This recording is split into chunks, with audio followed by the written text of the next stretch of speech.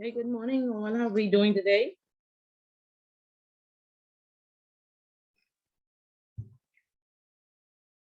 I see one, two, three persons on. Anybody out there?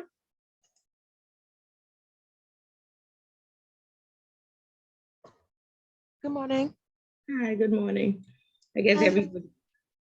Okay, good, good. So two of you are here, and it is being recorded. So, I'm not even going to wait the 5 minutes. We're just going to jump right into it because my hopes are that the following, the last two classes will not be so heavy, but with information to consume, overwhelm you or anything. So I want us to just, continue on with chapter 5 and then get into chapter 6. It's about 21 pages and then we would end. But last week we talked about the questions.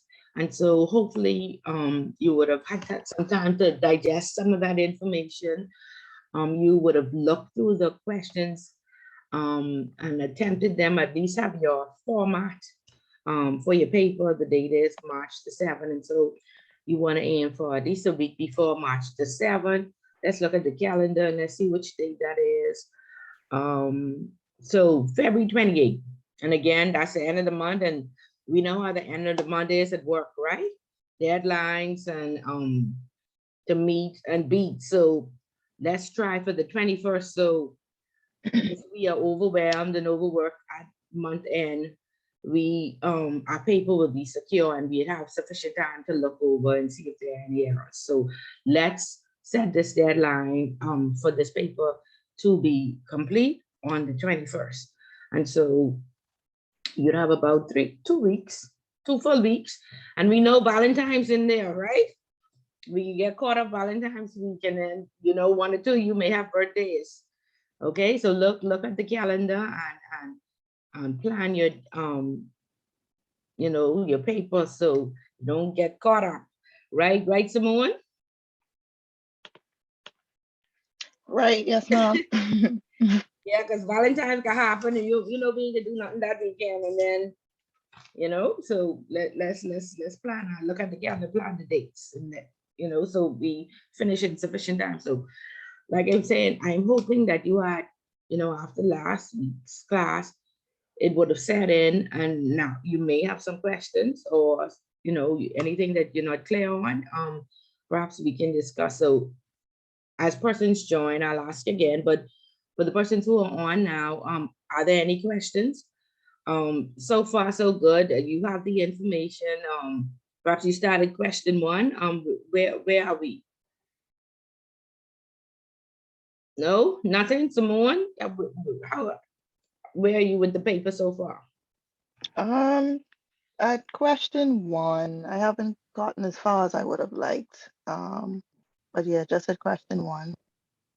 Okay, and so far so good. You feel you have sufficient information and you're doing your research. I do. I know that with each paper, I guess there's a different set of markers or, examiners or whatever. And I know before I even started this course, everybody was saying, oh, GRC is like a whole different ball game compared to AML. And I'm seeing that just based on the feedback from the last paper. So that has me a little bit, a little concerned.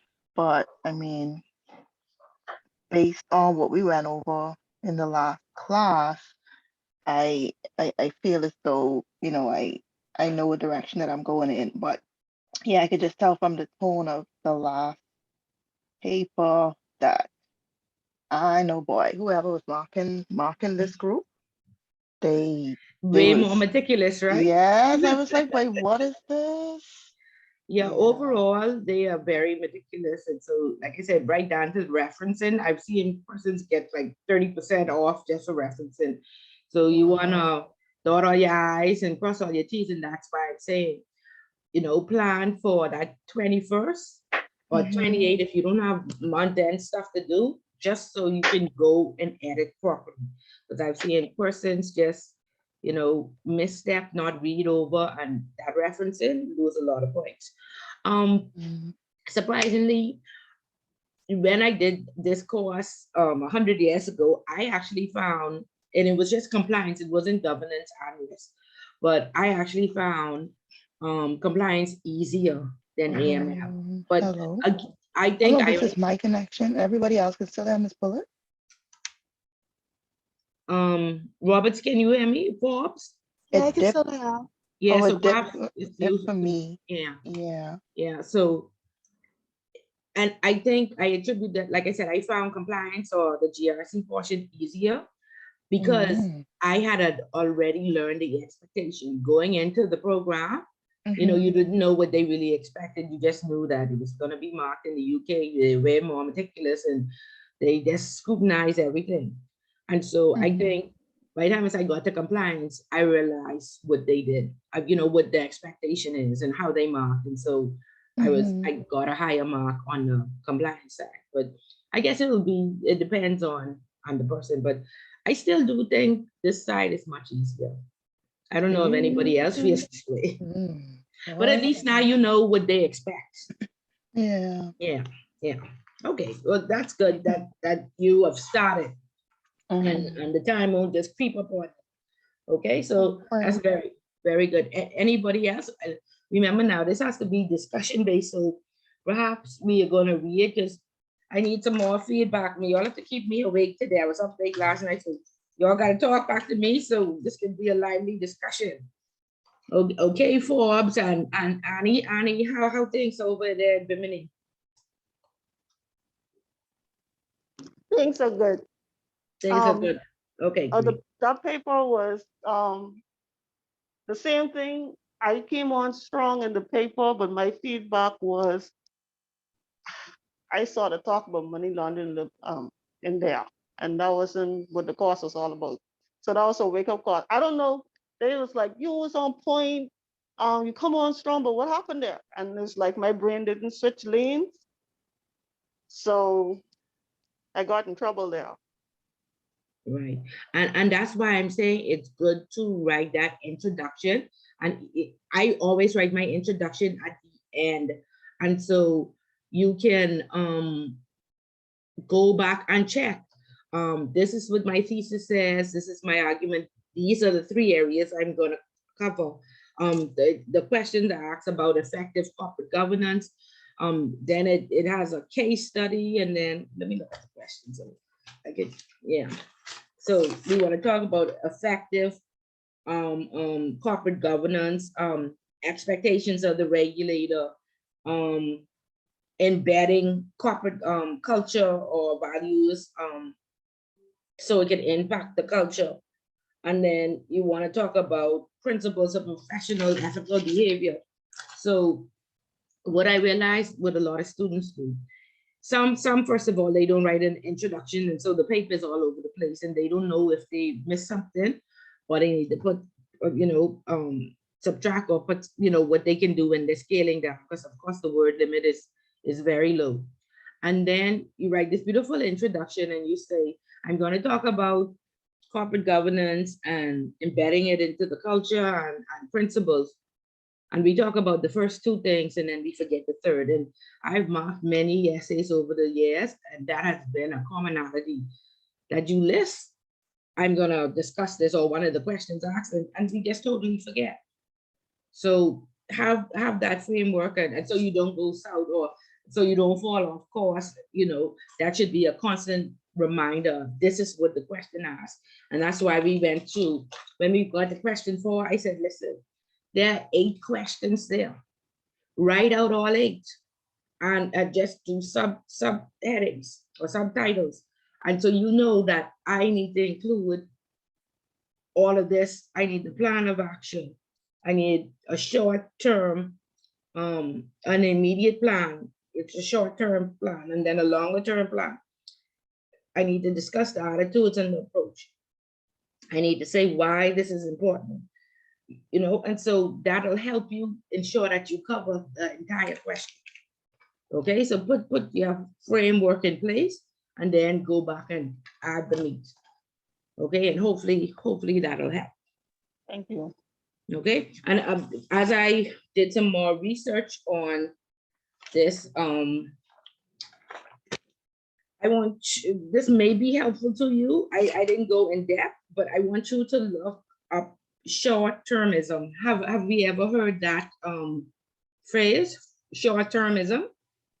No. Okay, No, I so haven't. okay, so in question 4, when it talks about an immediate plan and then a plan for the longer term, perhaps, and remember now, like I said, I don't want to go south and run over the word count, but research short-termism and see if you can incorporate it or not, or if you need to, okay? Because that's like a new phrase that I've seen in many of the papers that I've been reading lately as one of the challenges with corporate governance is short-termism. And when they, at the beginning of question 4, they talk about the large number of new employees, the short-term contracts, the staff recruitment levels have been high. And in regards to that, of course, that's a big challenge because you want the right people in the right, with the right set of skills, hopefully making the right decision. And if we have persons in these positions for 6 months and then they leave, do they truly leave anything? Did they have the opportunity to train anybody in the organization?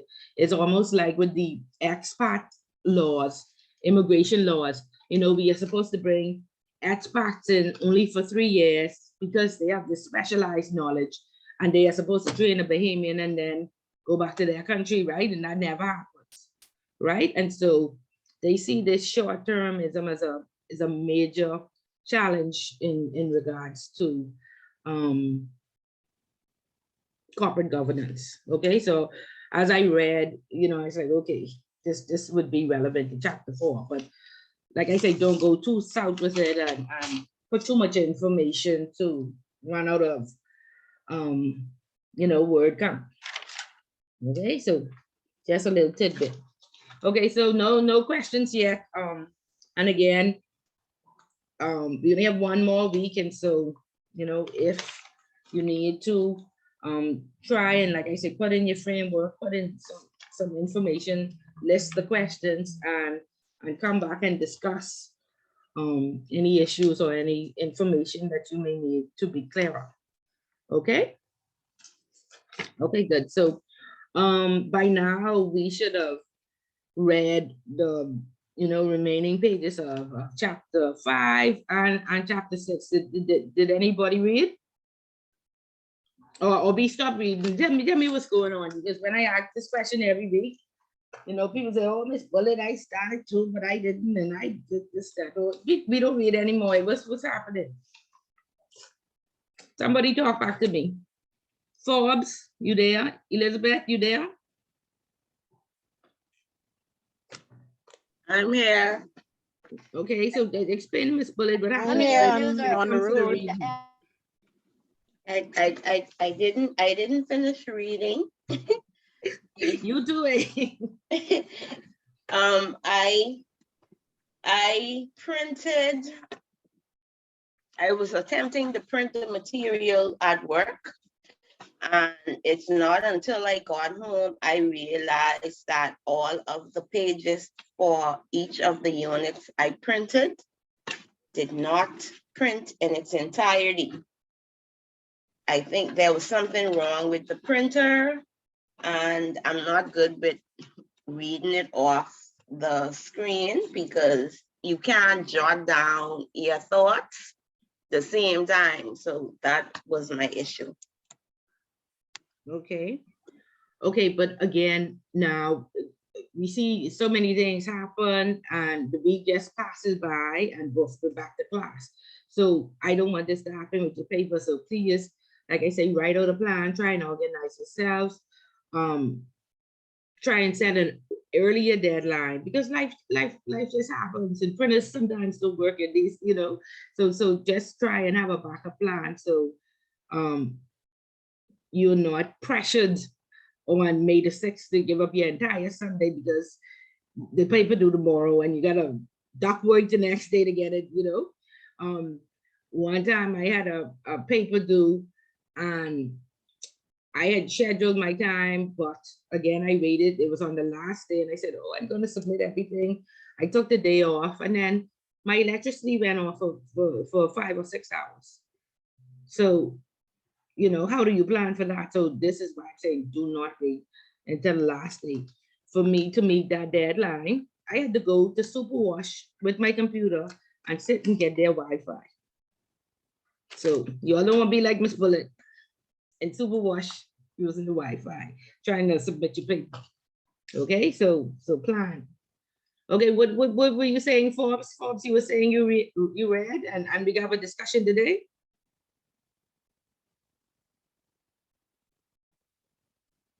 No? I was saying I'm on the road, I'm driving. Oh, okay, okay. We'll get where you need to get safely. Okay, so let's just go over so far with the, you know, we talked about corporate governance, we talked about the structure, we talked about board composition and some principles of good governance. The new terms that the regulators again are using is accountability and responsibility, because what they found is that, you know, the structures are in place, but they're not really effective. And so we want to find out, you know, we put these boards in place, we have the right skills, we have the right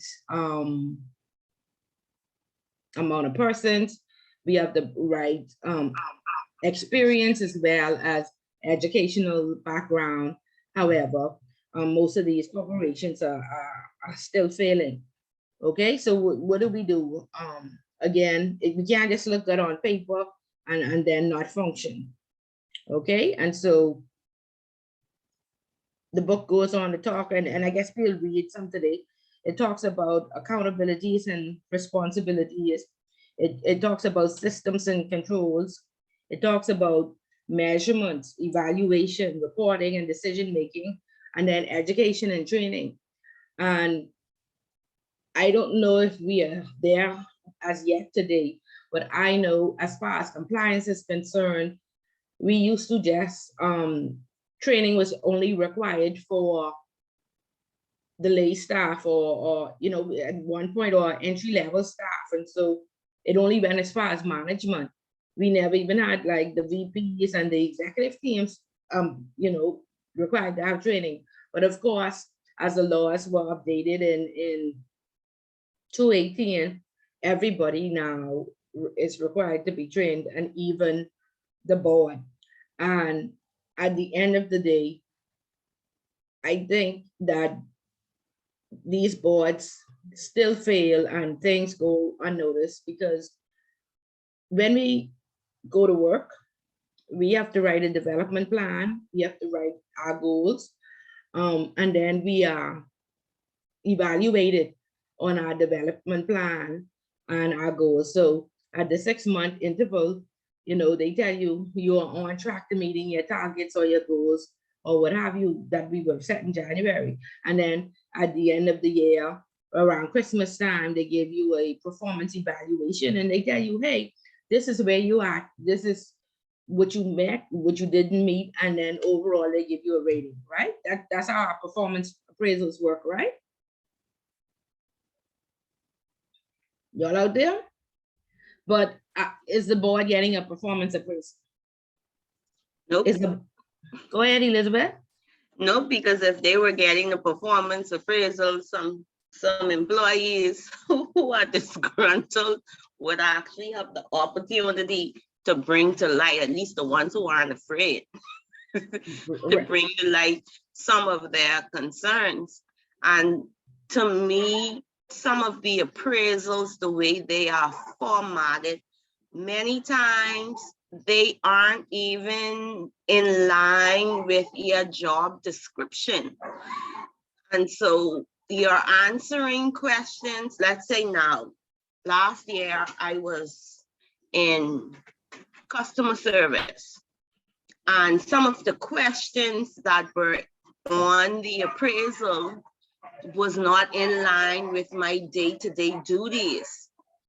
So I'm waiting to see what this year's appraisal is going to look like, but I think it's standard. And so when you work in the compliance department now and they're asking, how are you with customers? We don't see customers. We don't interact with customers. So how is that relevant? Okay, you know, in the compliance department, you don't see customers. However, now the institutions becomes your customers. So the credit department is your customer, HR is your customer, the finance department is your customer. So perhaps you need, you know, a big problem in many of these companies is terminology. And we use jargons and we say, and these abbreviations, the SEC and the HR, you know, nobody knows what they mean, right? And so perhaps have a conversation with them, like you say, and get clarity, because what is happening in the industry is that they say everybody needed an appraisal, a performance appraisal, right? And so we copy and paste a performance appraisal, and we don't tweak it to the position, like you say, how is it relevant? Okay, so that's what is happening in the industry systemically, that we only check in the box, you know, instead of making sure that this makes sense. This person ain't client facing anymore, they in the background. When we ask her, how are you with the customers? Are we referring to the internal customers of the organization? Yes or no? And again, it's your job, it's your performance appraisal, you should know. So these are questions that you have to ask and you have to point out. And of course, just like we are overworking unpaid, so is HR. So it may take them a while to fix stuff like this. But again, this is why they encourage you to speak up. This is why they want you to assist with pointing out these issues. They may take long to fix it, but at least when audit comes in and sees that there's a discrepancy, you won't get written up in the audit note. HR will, because you will have evidence, like through email, or be able to say, you know, this discussion was had. I pointed this out, this was a discrepancy. Okay, and so we have tight deadlines, and we have 33 employees, we need 33 appraisals. The next step, we just need to meet that deadline. The next step now is to go and check those appraisals and see if it makes sense, right? And this is why they are trying to say, just like they say compliance is everybody's business, they want to say governance is everybody's business. It has to be the organization as a whole. Okay, so just get that clarity on there are internal customers and external. If this is relevant to me and I'm going to be graded on this, it must be on the internal customers. Okay, that makes sense? It does. Oh. It does to a certain extent, because while you were talking, I was like in my head trying to see if, because, you know, as compliance, when you're in compliance, everybody thinks you're the bully, right? And so when you try to communicate, because I can tell you from experience, I've done 3 quarterly spot checks since I've been in the department. And so when you're trying to call the branch in order to ask the relevant questions on the spot check to see where their knowledge is at, they duck you. Correct. They don't answer the call. I had an experience last quarter where I sent an IM to this individual. They ignored it. I called a colleague that sat next to them. They weren't there, even though through IM, you can see that they're online. I had to resort to using my cell phone then calling their extension. On the first ring, they picked up the phone.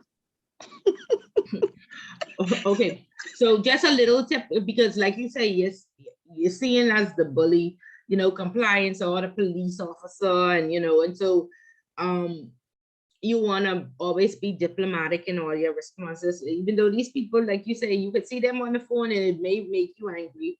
You know, you have to say, okay, what is the purpose here? My purpose is I have to do a spot check and I need this person to respond. And I used to do those spot checks for the family island. So just like you say, they ducking you. I used to be like, I could catch a plane. I need a vacation. I come into Eleuthera because they never answer the phone, right? And so to protect yourself, the first thing I would do is I would send out a general email and just say, you know, this is what my job is and this is why I have to do it. So give them an explanation as to the importance of it. Just like training, if everybody in the institution is not trained by January 31st for the prior year, then the company could be fined $10,000 per person per day, right? And so I had a VP call me early in January and said, Ms. Bullitt, these people threatening me. They had me on a business trip. Now they telling me if I'm not trained by January 31st, the company could get fined. Is this true? I said, yes, it is. You know, so it's like, oh, okay, let me go do what I have to do. But so could you imagine that compliance officer running down this executive and, you know, so explain this is what is required and I have a deadline to meet. And then say, this would be the process. So normally, you know, through my financial career, I've always been trained that once you pass it on to your manager, you no longer have to, you know, worry about it. It's their problem. And so it's a three-way system. You send 3 follow-ups, and you first send an email, and again, this is your documentation. You send out this general email so everybody knows what the expectation is. And you could explain to them a little bit how it works. This is a pop-up session, so I can't schedule an appointment with you, but I expect you to answer and make yourself available to answer these questions. And say, tell them, I will send out 3 attempts. Your first attempt is a private email between me and yourself. The second email is between me and your manager. My third and final email is between me, your manager, and my manager. And then that's it. Management then now needs to get involved to make you respond to me. That's, you know, so you have documentation, you have proof that you followed up, and you have proof that the managers were involved and this person just, you know, ducking you like they normally do. And like I say, don't get caught up in the exchange of words or the people getting upset. Tell them this is my process, and then that's it. Because a lot of time it's just spent following up, running people down. So that's the way to avoid it. And I mean, it has worked for me, you know, so I hopefully that'll be helpful to you as well. Okay. But thank you so much for sharing. So the book goes on to talk about common principles of corporate governance, and they talk about leadership. They want the leadership should be clear and run through all layers of the firm, supported and given structures by clear lines of responsibility, reporting, and accountability. And again, like I say, all these things sound good and we say it often, but until we have an enforcer and somebody to check, then it really makes no sense. Okay. And so for years, the boards have been just allowed to manage themselves. So there is internal audit, there's external audit. And so in terms of, like I said, when internal and external audit comes in, or even the inspectors, I think what central bank has done now in the board engagement policy, they said, you know, there are 4 board meetings per year. They are going to do a pop-up at one of the board meetings and invite themselves. And I guess in that pop-up meeting, they will then carry out an evaluation. I'm hoping that they won't sit there and just listen, but perhaps dive, deep into checking the leadership, checking the CVs, making sure that the board is balanced between skill and experience. Okay, ensuring that everybody is trained. And like I said, I have somebody in my intro class who doesn't feel that they need to go on to intermediate or onto ICA, and he's sitting on a bank's, one of the bank's board. Now, how he get on this bank board? Obviously, nobody's checking the CVs, right? So, and like I tell everybody, if you are afforded this position, please go and update yourself, because these things are coming. They already happen in America and UK and Cayman. We always a few steps behind, okay? And we don't want to wait until something goes wrong. So you want to ensure that you be like I said, proactive. And by the time is the inspectors enforce these things, you would have already had it embedded in your strategy that we allow internal audit to do, and I guess audit the board or see the effectiveness of the board, check the leadership. Okay, we ensure that they controlling the risk. Okay, and so we, like I said, we have to move towards these things now, before something goes wrong. Okay, and so the book talks about the ethical aspect of the strategy is often neglected or simplified in a mission statement rather than being applied in practice. And again, we are just like most of our companies are just like Enron. Either we don't know the mission and the vision statement. It ain't been changed from 1903. It's not being lived. Nobody knows it again. That was another. This is what is required. Put the mission and vision out there. Does it still make sense 100 years later? Nobody knows and nobody cares because nobody checks. And again, until regulators enforce that they are going to do these checks and balances and tests, then you'll just business as usual. Okay, then it talks about independence.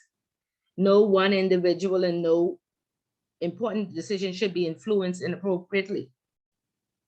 So one company that I worked for had a husband and wife. The wife was a head of HR and the husband was CEO. Forbes, what you think about that?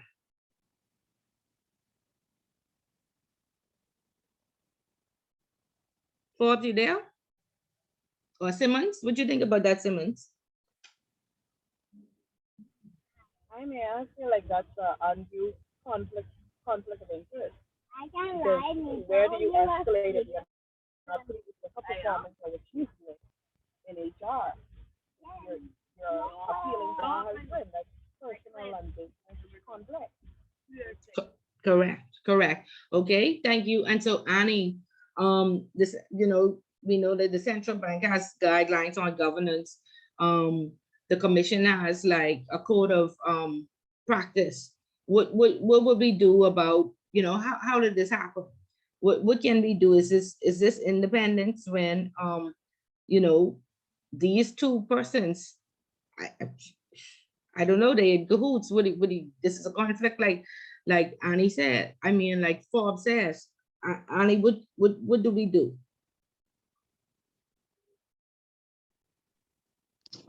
I don't know. What do we do if it's regulated and they are both fit and proper? Then what do we do? It's correct. I don't know. Yeah, Maybe they were but dating. They met at work and they began to date.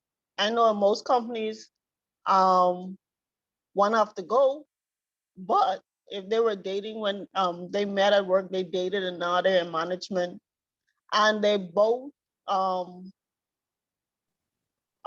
fit and proper, as we say, and if the company isn't regulated, then what do we do if that's not the company's, if it's not in the policies, is that that they don't work there like that, but there's nothing we can do, eh?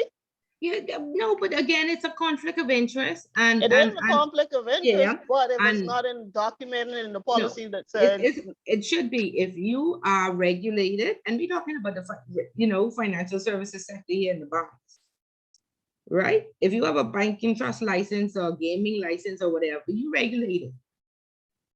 So yeah, a company should have a code of conduct, right? And again, ethically, this is not right. And there is a form that goes around each year where you disclose your relationships. In fact, when you apply for a job, they ask you straight up front, do you know anybody that works at the company? And are there any family members, right? For this same purpose, right? Okay, so granted, we met at work, we started the day, and now we have these two top positions. You now must disclose that you plan to marry or you were dating, and so I don't know if companies are enforcing this, but I know whilst I was at the Royal Bank of Canada, we sent this out. We even wanted to ensure, like, our account managers, you may be the treasurer on your church account. So we wanted to make sure that that account was not in your portfolio. Okay, so you must make these disclosures and they are in your code of conduct. And like, that's one of the problems. Most companies don't have or may not have enforced, the code of conduct. But remember, this is when we're talking about good principles of corporate governance. Okay, and like I said, all of these things are in either the code of practice about disclosures about independence and how important it is. And whilst, like I said, it's being enforced in some, in the bigger institutions, but everybody that has is regulated and licensed will have to fall in line. Okay. And okay, can I interject? Go ahead. I'm up for a promotion and I just had to fill out a jurisdictional form for the gaming board, to go to the gaming board, right? And in that form, of course, it's 65 pages long. Yes. But one of the questions now is not just if you are related. They want to know if your family is at the gaming board, blah, blah, blah, all this stuff. If you had a license for a gaming operation, like the gaming houses, all this stuff, if you have any family who has license for these different entities and all of that, right? Well. My problem with that is I don't mind disclosing all of that, but I work in the gaming industry and I see where regulators date the gaming staff. So if they're asking you all this questions, they wanted you to disclose all of this, and none of your family could be in these areas. How is it that the gaming board staff can date the gaming employees? No. Okay. So it's not that your family can't be in the areas, right? It's that they just want to know. And if your family is in the area, they will supposed to strategically place you so that you still act independently or you don't significantly influence any decision that needs to be made. Okay, so they just you are just disclosing, and they won't say, well, Annie, your husband went to the gaming board, so no, you can't work in the casino. It's just that they have it documented to ensure that you and your husband don't end up on the same board or in the same department or have that level of influence over, any decision that needs to be made. And this is a common thing politically, because you have politicians, they on one side on the PLP, and so they send in their son-in-laws to join the FNM. So no matter who wins the government, they have influence. I know of one family who is the head of the church, was the head of the Ministry of Health, the chief judge. They had a few strategic positions, and so when you looked at that family almost ran the entire country. Okay, one was the attorney general, one was the chief judge, one was the minister of health, one was the head of the diocese. So you have to be very careful to ensure that that does not happen again. Okay, and like I say, right now we are in the Bahamas still at the paper stage, right? And a lot of the laws, just relief for the poor people, they don't apply to the rich and wealthy, and but this is why we have to get to the point where auditors and regulators check these things. Yeah, we sending out the paper every day, and we seeing that this husband and wife documented on paper, but it ain't nothing happen yet. But the minute something happens, remember, we are very reactive. We can say, oh, we allow Annie and her husband, these two big positions where they, clog up the system, or they didn't make independent decisions. So I am asking y'all these questions because y'all are the future leaders. Y'all are the VPs and the executives and the persons who are going to be responsible. Y'all are the regulators in the future, or even now. These are the things that you have to think about. Like, how do we deal with these things in real life? What needs to be done? And so it's not just good enough to be written on paper. And then you need persons sufficiently trained, because there will be people that will block up the system. And it don't even have to be family, or, or all us are PLPs, all us are FNMs, or we just, we vote together. Okay, so you have to be very careful about that. And each committee and board, they have a mandate that tells you how many persons have to vote in order for a decision to be made. Okay, and you always want it to be an uneven number, or else you'll have to do a tiebreak and stuff like that. But you want sufficient persons and independent persons to make these decisions. I see now that it's been a problem for so long when the CEO and the head of finance and probably the head of credit all sitting on the board, and then they probably have one independent person, and so companies are now advertising that they have a non-executive board. Okay, and that is supposed to be a plus, because that means that I'm the CEO, I sitting on the board. However, compliance should not, report to the CEO. Compliance should be independent of the business. But if the CEO is one of the board members, doesn't he technically still have some influence and could possibly say, we're not giving that funding, or she didn't open my account, she didn't improve. So, having a non-executive board, or none of your executive team on your board, allows now for the checker not to check the checker. Okay, which happens a lot. Okay, so that independence is very important. But Okay? is that a disadvantage to the independent board member, because those who are with the company could keep information or decisions that they feel like that person wouldn't be privy to if they don't tell them? But they shouldn't. I mean, really and truly, this independent person should be trained and should be asking questions. But what, you know, I've sat on a lot of board meetings, and we had like the old minister of finance and what have you, and they only was concerned about collecting the check and whatever. I never saw them challenge. I never, you know, they would talk more about stuff happening in the country, and I'm saying, do you not see this big major problem? And like, they just didn't want to be, they didn't want to challenge.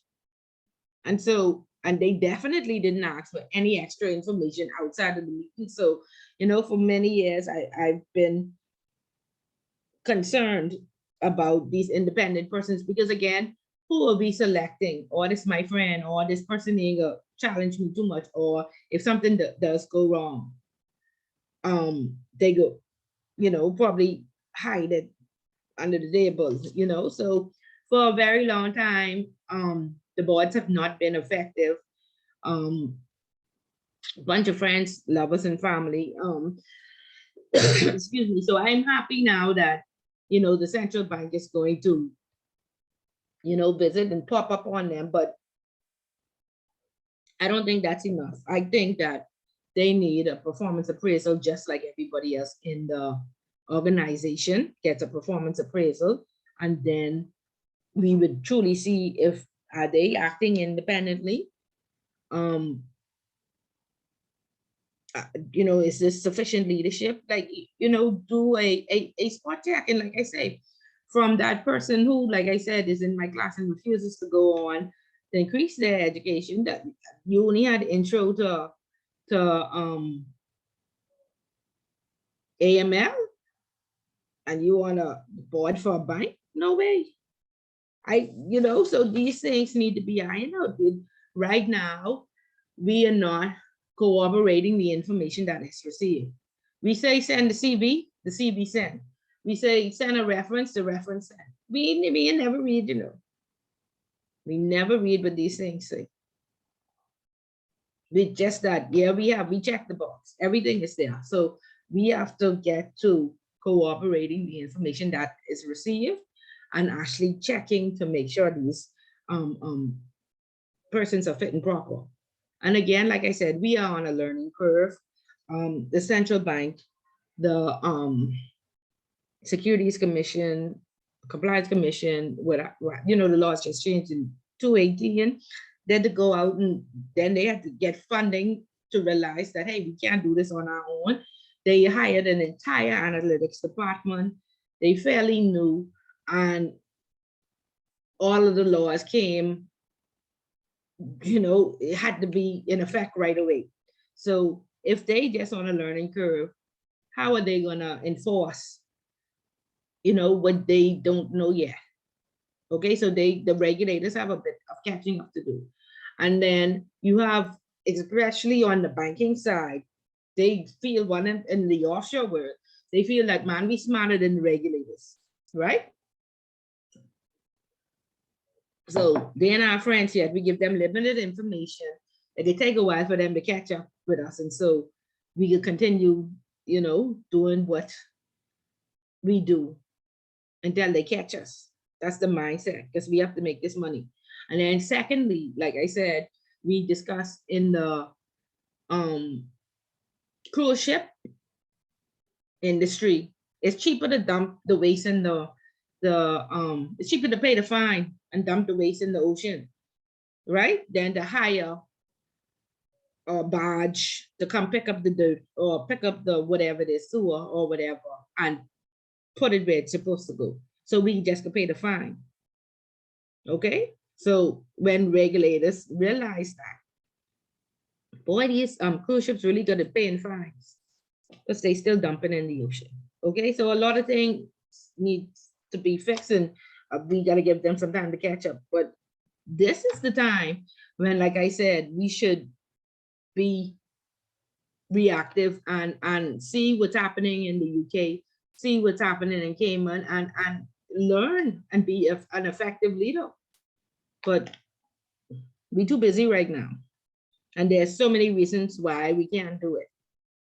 Okay, in AstraZeneca, that was the vaccine that I took, and so I started to read upon them and find out what's going on. And then I saw in the book listed AstraZeneca and the remuneration policies and what have you.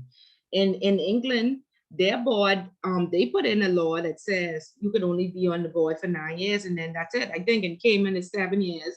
I'm not certain that I know I saw it somewhere, but I was just looking at the engagement policy again. I think it only lists that the non-independent director must be 7 years, no more than 7 years. So at AstraZeneca, I think the CEO and the chairman have been in place from 2012. So way over the 7 years now. And their excuse is that, you know, this law came into place in the middle of a pandemic and they do not have a succession plan in place, and all their time has been devoted to, you know, creating a vaccine for COVID. So they still there. So what is the regulator gonna do? If you put in this law, is it again only for the smaller companies we're gonna go after? What about the big boys, right? And then will this law, is it really effective? If we look at what happened with Wells Fargo, with all the fake accounts. I was reading this article. Let me tell you what the article says. Just before this started. Sorry, I'm trying to mute this phone. Yeah, just before Wells Fargo, you know, it was realized that they opened all these accounts and what have you.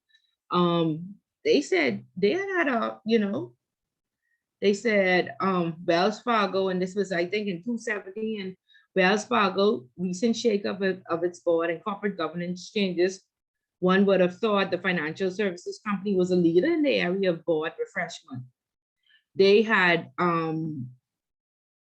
changed their CEO, they had changed their chairman, they shuffled their committee, they amended the charters. Again, the charters are, that tells you, you know, what are our voting rights, who sits on the board and what are the rules.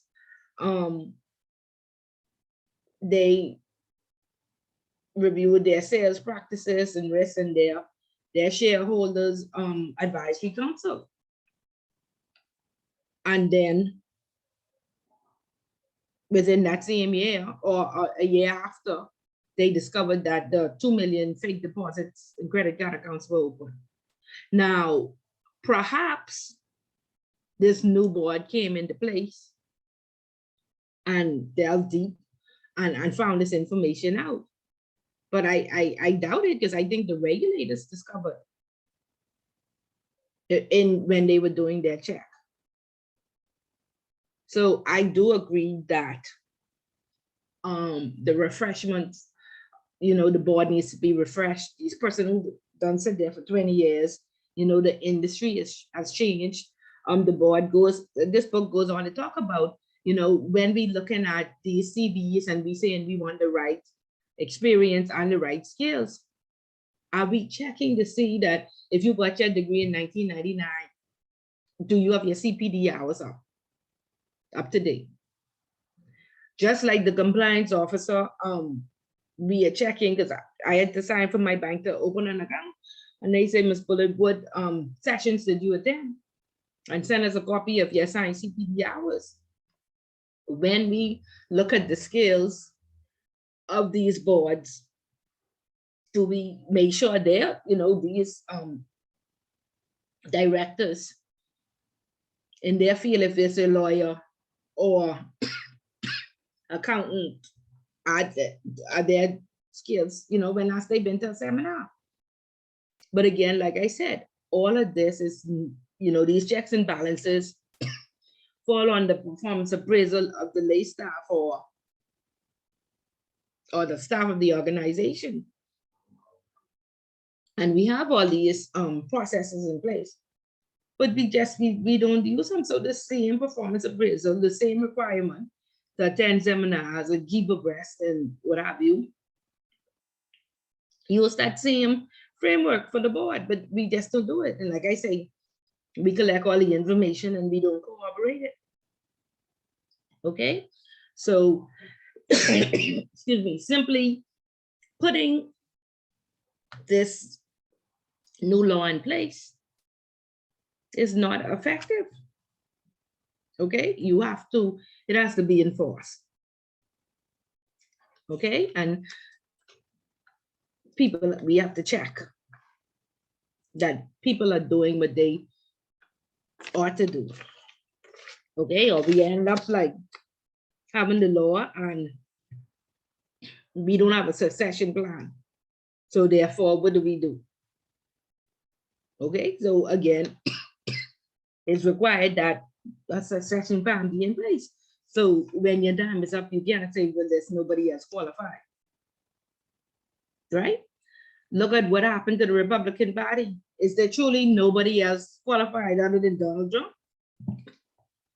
Isn't that crazy? Nobody other than Donald Trump qualified. Okay? Nobody else is competent. Nobody else has the technical skills. Okay?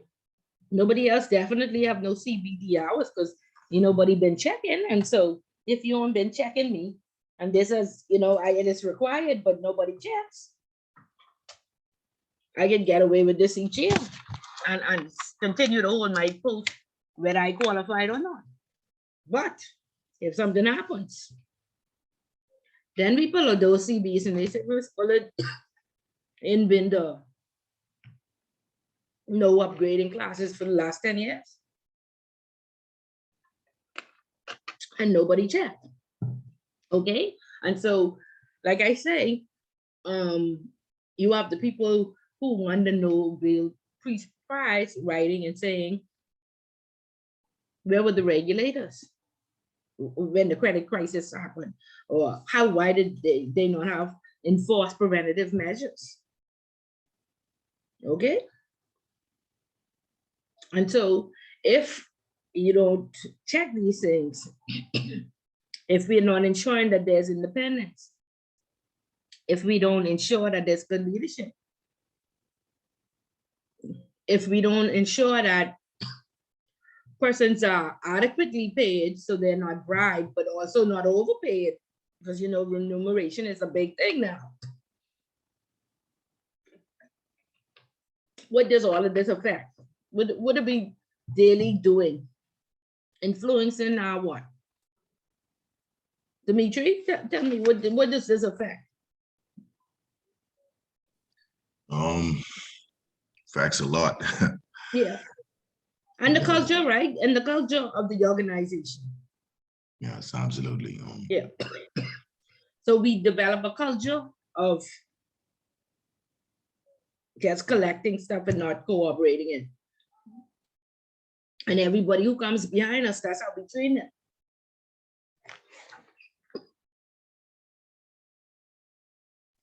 Right? And so once you have a bad culture, it's very, very hard to fix that.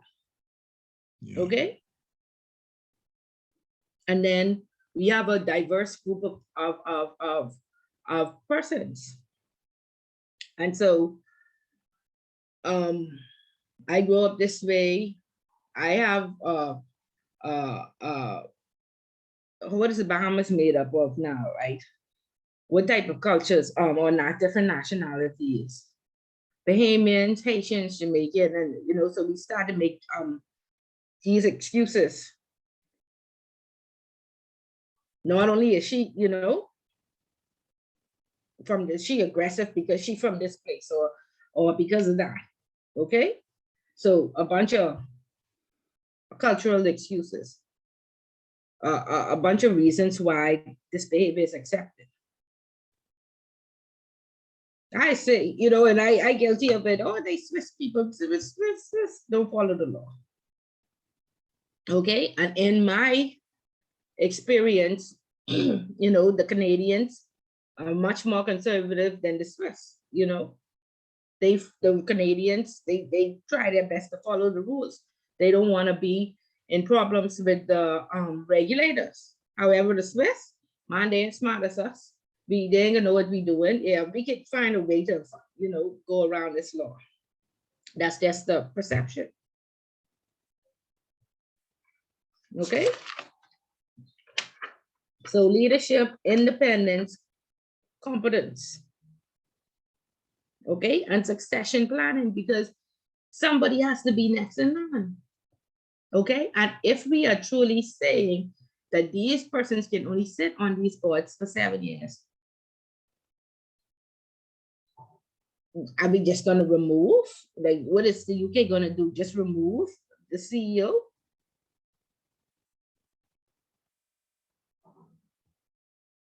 What they could do if nobody would have been trained? In fact, I was at an institution where, you know, they stole the bank, and one of the conditions of the, you know, the new CEO or the new owners felt that the CEO present was very incompetent. However, he had been the CEO for the last 20 years. And so the regulator said, incompetent or not, one of the conditions for an approval of your license is that he trains you for the next 2 years. And they tried everything possible not for that to happen, because they said he's very incompetent, he can't train us, he can't. They said, well, that's a condition of your license. We don't want to pay him. You know, it's not worth the pay, but that was the condition. Okay. So appropriate balance of skills, experience, competencies, and again, it's so easy to, it says, you know, the members must have a strategic vision, including an understanding of the existing rule of ethics, values, and are we going to test this? Or again, you know, are we going to have a guide to test it?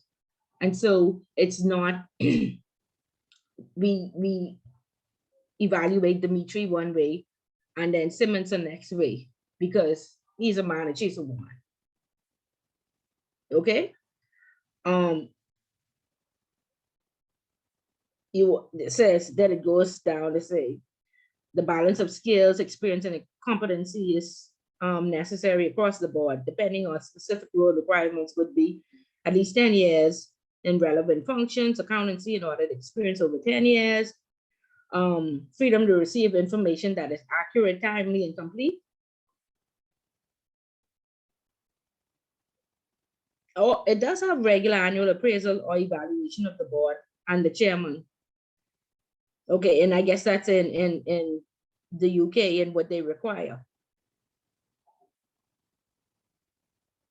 But are we doing this? Simone, any evaluations done on the specific board members? Not to my knowledge. Not yet. No, Not ma'am. yet. Not yet. But again, this is why you're here. And I know that you're going to be proactive. And so, you know, when you have those meetings where, you know, we have to plan out we have to put in our audit or compliance plan for 2023. These are some of the things that need to be on it. We need to start the implementation now. Right? So Yeah. we don't fall behind, and then we have people in our organizations in our industry with these severe problems and bringing reputational risk to the country. Because Ms. Bullock could be right there. Where were the regulators? What did the regulators do? Right? Mm-hmm. Yeah. So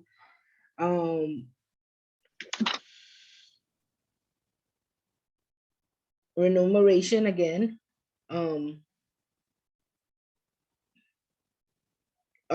I think the AstraZeneca guy is making about, I think he made $15 million in 2020. And again, that, you know, there was a lot of public outcry about that as well. Because at the time when the world was in a crisis, a lot of people didn't have their job. You know, he, you know, to the sum of money, you know, who's approving these remuneration packages again. And, it is always two-sided. Sometimes we run with, oh no, these boards are overpaid, you know, but they need to be adequately paid. So remember, there's always like two sides to the story, and there always has to be balance. So you want to ensure that they're not like civil servants or like the police. So underpaid, that a bribe is, you know, they take the bribe before they write the ticket, right? But not overpaid. And even if the company fails, they still get these big bonuses. Okay, so there has to be a balance. Okay, and with composition, one of the major problems or the issues that I saw coming out of composition is board diversity. And there has to be a balance of not only skill and experience, but gender and ethnic and cultural representation. And I was surprised, you know, I know there's been a gender issue for a very long time. In the UK, they had to make it mandatory that 33% is female, right? But I didn't know they actually had to put it into law that there's one person of color. And I was amazed at in 2020, you have to make that mandatory. I mean, but anyway, they did, yeah, that's another, we ain't going into that race card today. But one person of color, and again, they specifically said one. So if women makes up the composition of 33%, why not people of color make up the position of 33%? Because do you truly want to be that one Black person in the room? Luckily, we don't have that problem here, or do we? Does anybody know? Are we paying attention?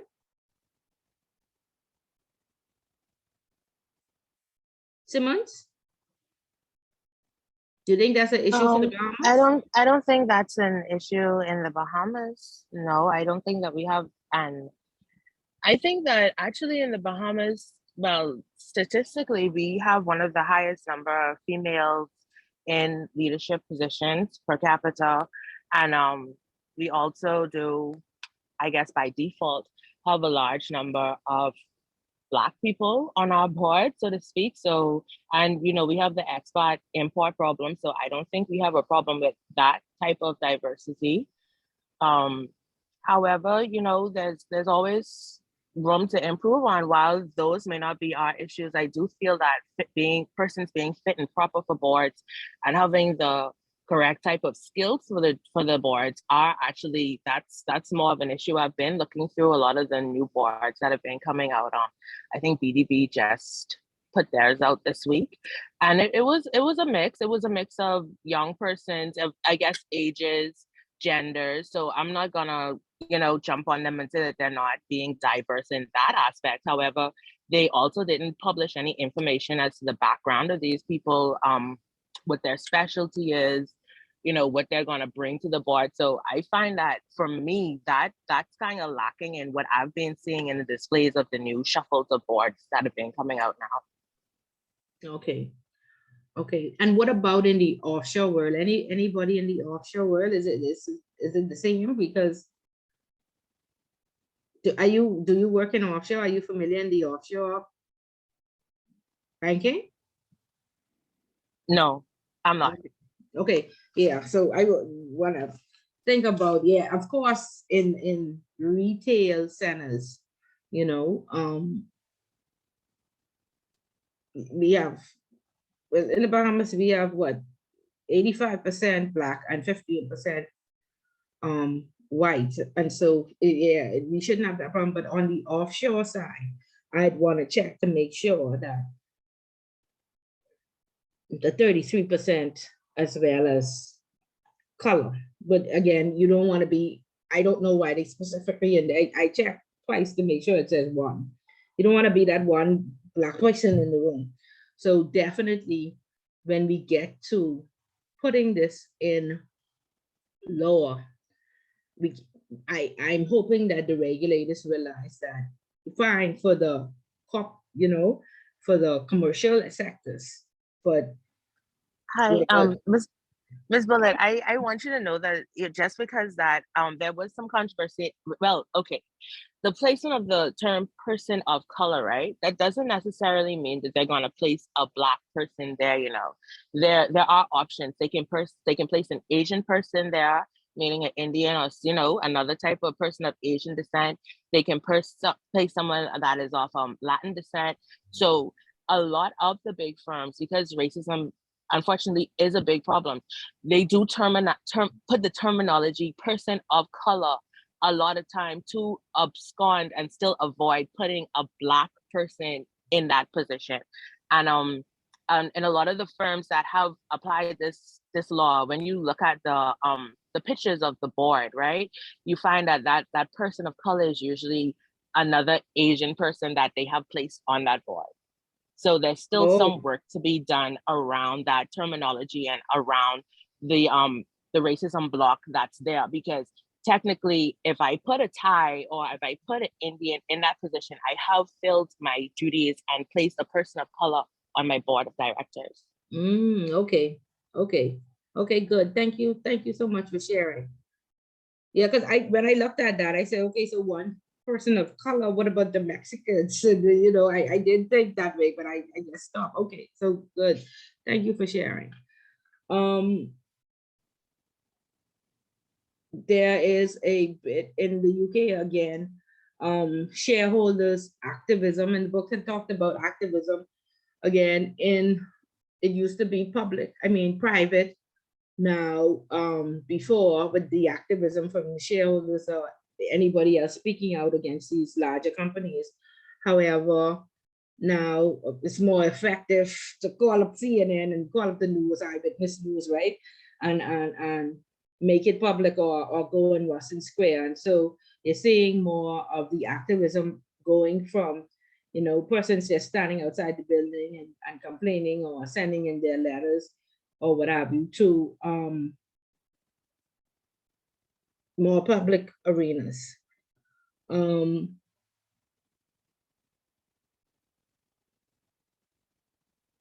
book goes on to talk about fair dealings and outcomes to customers, and asking a question, are the responsibility is clearly assigned. And again, this is coming from the UK having a corporate governance code. And again, our corporate governance from the central bank was updated in 2013. From 2003, I know that the Compliance Commission has code of practices and stuff like that were recently updated. Someone do anything about fair dealing outcomes in your code of practice that you are familiar with? No, not that I can recall being placed in there. Okay, so fair dealing with customers should, like, you know, include clear and relevant disclosures, that you have competent staff, and then you have an independent complaint handling. And so I know in most of the major firms or banks, I should say, they have an ombudsman program. I'm not certain if you are aware of the ombudsman program and what that does. Is there anybody not certain? So each institution normally has I guess the Canadian banks, they normally have an ombudsman program, and an ombudsman, you know, receive complaints, and they ensure that the customer's interest is, you know, or complaint is handled properly. And normally, you know, whilst I was at Royal Bank, the ombudsman was in in Canada. And so, and I told you all about, I don't know if I told you all about, one time the company, I was pregnant with my second child and I had not had coverage of my insurance. And so I had to call the ombudsman because HR was like, don't worry that you paid for the last 7 years. So, we'll cover you from today and we'll cover your child. But I said, but I paid $180 a month for 7 years. I'd like my money back, and so, and luckily, Royal Bank had that internal ombudsman program. Now, the regulators, the compliance department receives all complaints, and there's an annual AML return that the compliance department submits annually to the regulators, and on that they it's questioned, how many complaints do you have? And so customers can call any regulator if they're not satisfied, and make a complaint. Now, the insurance commission complaint process, I mean, they have forms, all kind of, to me, it was a very horrendous process. I think somebody in this class from the insurance commission fill out like a lot of information that you already complained to the institution and follow through. They never responded. Now you call a regulator, explain to them, now they want you to fill out all these forms. It was a crazy process, right? But primarily, if you have a complaint against the institution and they're regulated, you can call their regulator. Now, the central bank was establishing the office of the ombudsman. Now, I don't know if that was going to have, be for the entire industry, but I don't think and I think it was, but for some reason they haven't found somebody and it has not been established. And so that would be the organized, office that would deal with any disclosures and customer complaints. Simone, do you know if that's for the entire financial service industry, or does your office have an ombudsman too?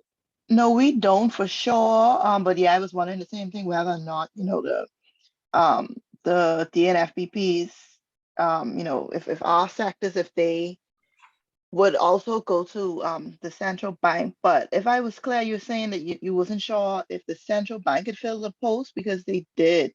Okay, yeah, okay. Yeah, they had her speaking on the Guardian radio show with Chicago Line just last week or the week prior. So yeah, the position was just recently filled at the central You bank. recall the name? Her name is Ambrosine Hyla, well, formerly Hyla Higgs. Okay, yeah, I know Yeah. Ambrosine. She came from Scotiabank. Yes. Okay, So that's good. that's the And she's a person. lawyer as well, so that's good. Yeah. Okay, very good. Okay, good. So good. So definitely, because I've been following that, a lot of people needed, so if your office doesn't, perhaps the entire financial service industry, because they were trying to collate some of these, like if the Securities Commission, if you're duly regulated and the securities come in and check, central bank will send a list of things that they wanted the Securities Commission to check on their behalf, so you don't have regulator coming in after regulator. So perhaps all of it's going to be rolled into one. Right. Yeah. As soon as, again, now she gets in the position, she has to get settled and then, get it organized. So that's right. Good. Okay. So fair dealings. How does your who works in a bank? Clear and relevant disclosures when you all have these promotions, everything in the fine print, or are we explaining to the customers, like BTC selling this package and telling me everything is included, and I say I only dial one number on the family island, it's an alive number. They say, yeah, fine, everything included in the package.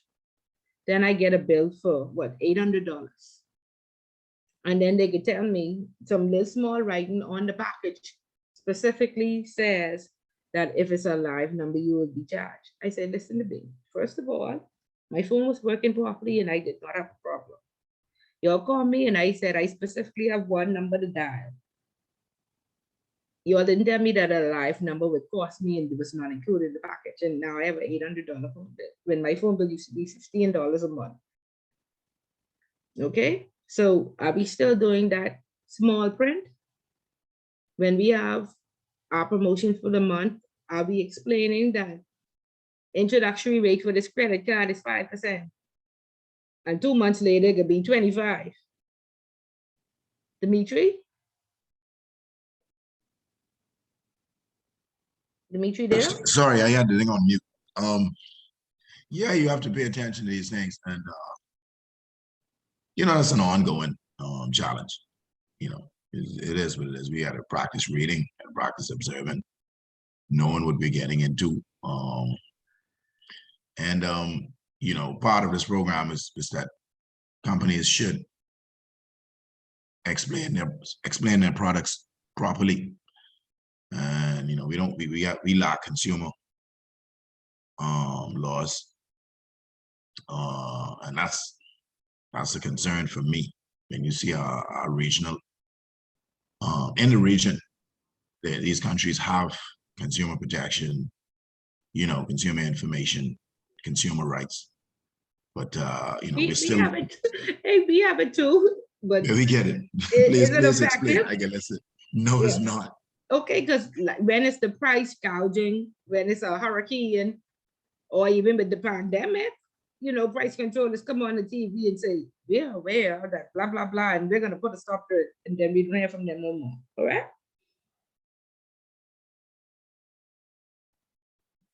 Right? We don't hear from them no more after that, right? We don't see what they do, right? Right. But you know, it's just some things that's painfully obvious and they're missing. You know, the office of ombudsman, and I'm not talking about in the central bank. We should have a general office of ombudsman, someone that's you know, appointed properly, because an FO in financial ombudsman in the central bank is that seems pretty tailored to that. That's bespoke to that regulator. But overall, we need, you know, the office of ombudsman. And like I say, regionally, a lot of the island nations near us, they have it. They have, I mean, always call it an ombudsman, and some countries call it the commissioner or what have you. But we like years behind in some key areas, and that's only my 5 cents. Right. But when we know better, we ought to do better, right? And like I say, we can leverage off of these, because we know we all these years behind, leverage off of these countries that on point. And Cayman is one of them. Luxembourg is another one. The Netherlands is another one. In the absence of a policy, you put best practice into place. Okay? And you go, we don't have this code of conduct, or we don't, like you said, have this ombudsman. What is done in other countries? How do they communicate their fair disclosure? Is it documented? Fair dealing outcomes, everybody on board? Is this a part of the culture of the company to ensure that customers are satisfied and they are heard if they have a complaint?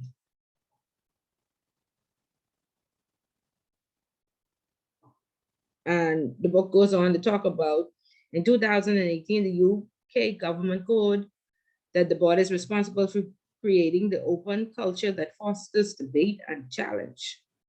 How do we feel about that? Again, they're responsible for it. They say we have a suggestion box. They say challenge us. They say they want us to speak up. But is there an open door policy? Will I not be ostracized or victimized if I speak up? Am I too afraid to speak up because of what has happened? You know, are we still in those institutions where we are victimized, but they have an open door policy? Like, is it functional? Yes, we may have it in place. Is it functional? Okay. And so when you get to this position and you are now the responsible person, please ensure that you can only tick the box and say, I've done it. Suggestion box is there. They can complain, we will listen. there's no repercussion. Okay, that's the important part. We stop right there to say we did everything we were supposed to do. We don't listen, and we definitely, persons are being still victimized. Okay, so it has to be fully carried out. And again, this needs to be checked. How many complaints or staff suggestions have you received this month? 10? How many were implemented? None? Okay, fine. This January, the year just started. How many did you receive in February? 5? Any implemented? No. And throughout the year, no. So after 12 months, you would have had 40 from, suggestions, and none made sense. Then you have to hire some new staff or train them properly to think outside the box, because if you can't ever implement anything that they say, something is wrong. The entire year, nobody made a complaint. Your office operating in perfect, nothing wrong. Come on. And somebody needs to ask these questions. And like I say, check it.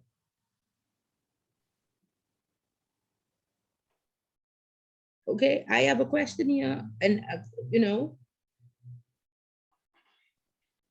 are people being, who was there the longest, next in line for the promotion? Because I've been here 25 years. I've been to school in 25 years. I don't attend no seminars or nothing. I haven't upgraded myself.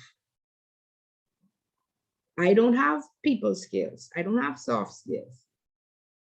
But I've been here 25 years, so now it's Miss Bullet turn to be promoted. Is that still happening? Or are we truly finding people with the right soft skills and the right technical skills, and they're the ones who are being promoted? Has anything changed? Annie or Elizabeth? Well, I can say from what I have observed at my current place of employment, I've seen a trend where there is literally a particular branch where promotions are not, they don't promote from within. They prefer to hire someone from the outside and put them in a position of seniority.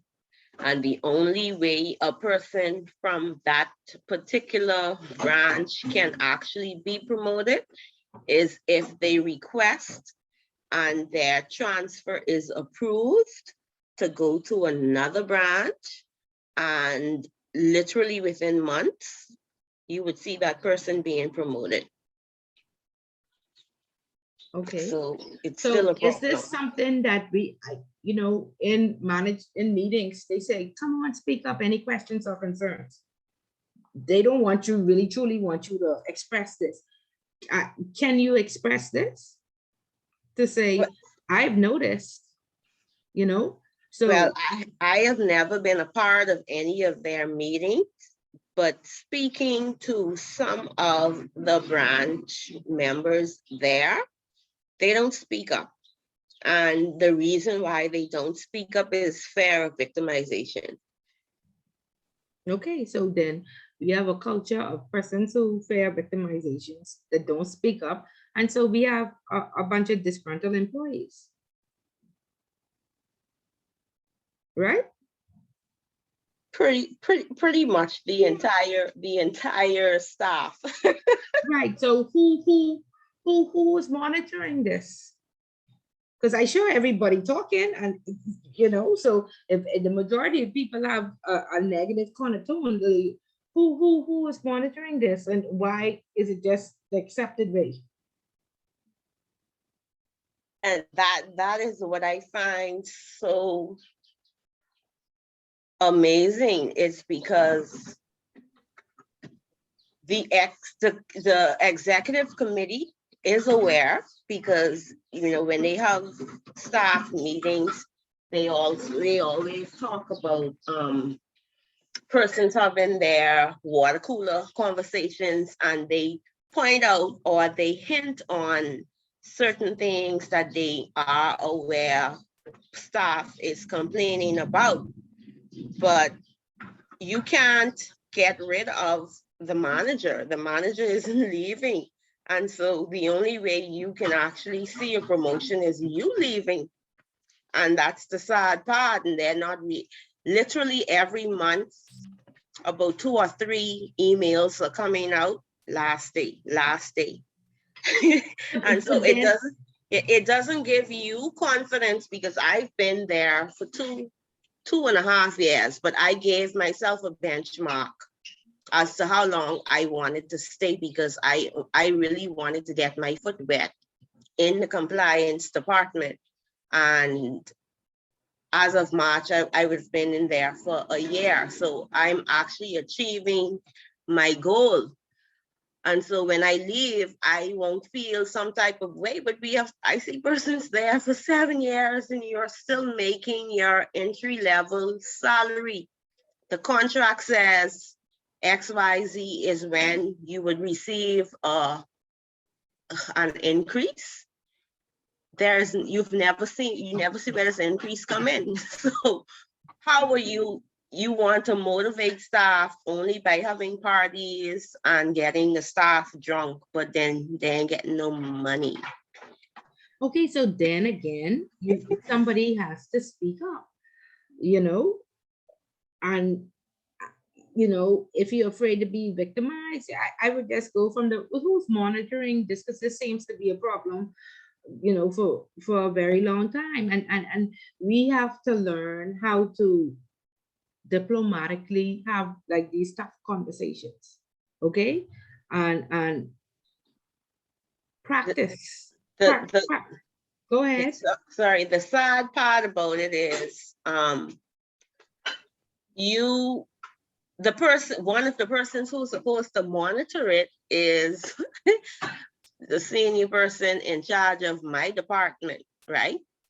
Now, imagine in my position, I have to basically refer or suggest who the candidate for unit compliance officer from the branch level could be per quarter, where they get an incentive, right? Mm-hmm. Yet in my department, we don't get any incentives. We get nothing. And so you want your staff to be motivated, but your staff has to refer to you who the candidate of choice should be to receive additional remuneration, but you're overlooking the persons within your department. And then you're sending out flyers to encourage people to be a part of a team. Like, how does that work? It works because we ain't speaking up and we accepting it. And another part, if the book goes on to talk about reward and recognition. So what sounds like your company does have a reward and recognition program, but it's not for the entire company, but it should be, and so I would say, how is it that we are voting who should be the person of the quarter, but we don't get the same reward? Is there no reward for our department? And each department has a budget. And like one of the main problems, because this book goes on to talk about compliance and compliance being effective, one of the main issues is proper funding. And the sales team and the team that brings in all the money to the organization, of course, they have the bigger budgets. They could take the customers to dinner, they could go travel to see the customers, and so that's where the majority of the money goes. If compliance professionals do not advocate for proper staffing, proper remuneration, the same benefit, proper rewards and recognition, they don't get it. I'm telling you, I've been in board meetings. It's a fight. And you have to say, listen, I'm protecting this institution from fines. and reputational risks. And so we ought to be, there ought to be a rewards program, just like, it doesn't have to be the same, but if this department, each department has a budget, they get like when I was at Royal Bank, I think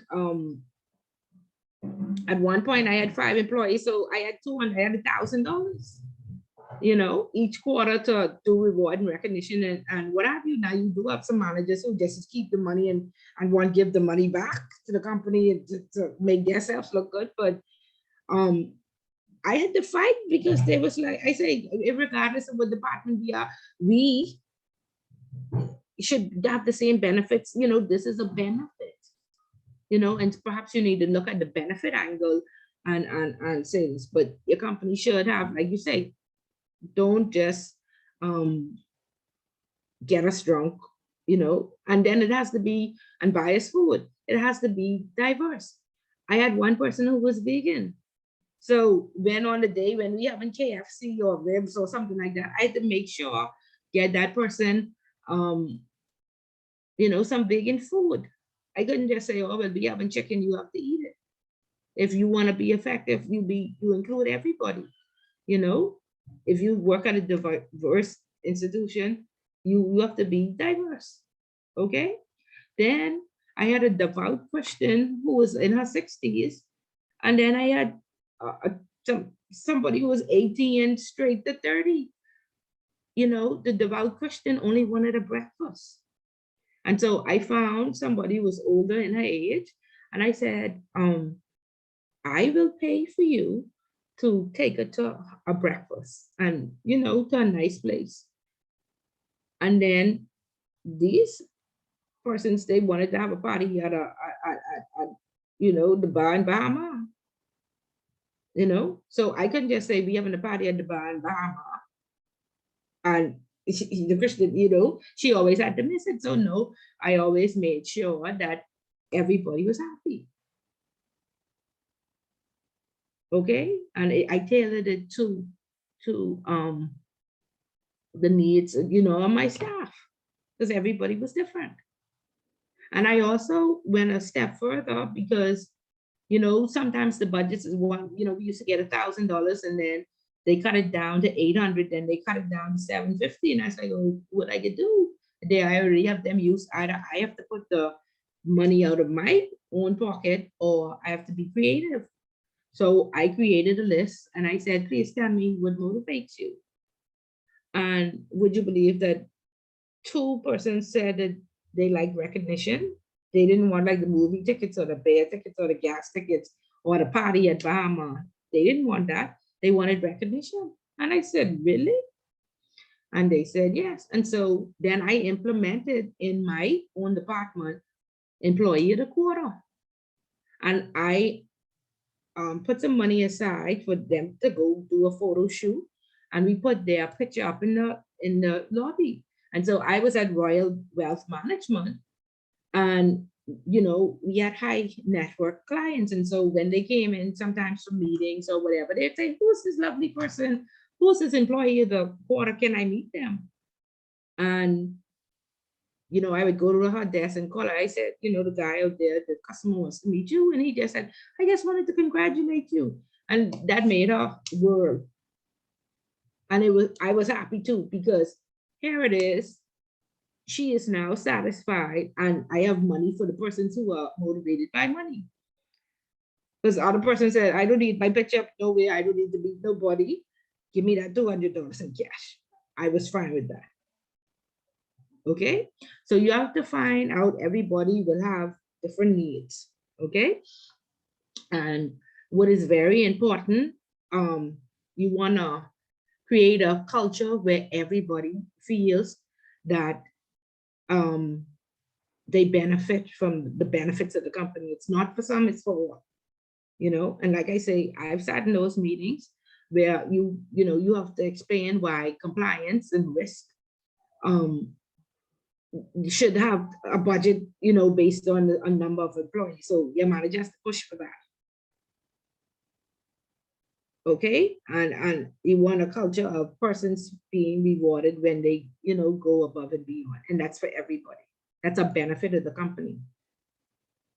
My experience when I was in middle management, I think at Finco, I was a telesupervisor years and years ago. And being the telesupervisor, they used to give you meal allowance when you stayed after 7. And so, you know, I was in management, so sometimes I wrote up the overtime and sometimes I didn't. And my manager at the time taught me, she's like, I was being here till 10 o'clock in the night. I writing up my meal allowance, you know, it's $15 and I in here till 10 o'clock. So, you know, she said, just write it up at the end of the month so you could get like $200 or $300. So I said, oh, okay. So I was writing up my meal allowance, and then my manager had gotten a promotion and a new manager came in. And so the new manager said, you are middle management. Why are you writing up that meal allowance? What does that do for you? You really need $15? I said, no, I don't need $15. And that's why I write it up at the end of the month, because it shows me that the company cares enough that I didn't make it home in time to cook dinner. And so I could purchase a meal to feed my family. And so I said, that's what it does. So you just have to seek out the right persons. I had one manager saying, write it up, you know, get your lump sum, and I approving it right away. And then another manager talking down to me for doing it. And then how much time your staff could stay under 7 o'clock, after 7, how much do you know? So it just really depends on who you work with. But again, because I was trained that way, and I said, please don't ever make my staff feel like they are doing something wrong when this is a benefit that the company offers. Okay, so the book goes on about reward and recognition. It should be for everybody and it should be fair. And these execs management, they don't have all the answers. They saying, I hired you because you have some specialized knowledge, you are expert or you're learning to become expert. And we are a team, we are supposed to be working together, we are supposed to be brainstorming. And you know, 8 hours a day, you can't sit in thermal. You'll be crazy if you do it. They say corporate bombers is very toxic. We need to start to be responsible. We are corporate bombers. So we are the toxic ones. Okay, stop going to work and sitting down for 8 hours and accepting this toxic behavior. This is why you're here to learn. This is why you're here to be better. And so do better. Okay, it ain't gonna be the ones that are uneducated and ain't doing their CPD hours and don't really know what's going on in the company because they just disgruntled, so they showing up to work for their paycheck. Make that the best 8 hours you could make it. When you leave and resign and go to another company, you will carry the same attitude. So stay there and fix it. Okay, stay there long enough so you could become the manager, and then you definitely fix it. Okay, and so every time, like I said, throughout my years with Royal Bank, 16 years, I had people that love me, I had people that hate me. You have to know when you're on the mountaintop, and then you have to know when you're in the valley. Use your valley experience to push you to do better and to train people coming behind you there. But if all of us mad and ain't speaking up and we have this culture of all us disgruntled, ultimately, we ain't achieving them goals because ain't nobody working hard. So it would motivate you, would drive you. The bonus used to drive me. We had to meet those targets and bring in the sales and have the right people. And that's what this book talks about when we get into chapter 6, right? And we discussed it a little bit last week, right? You are still Yes. there? Yes.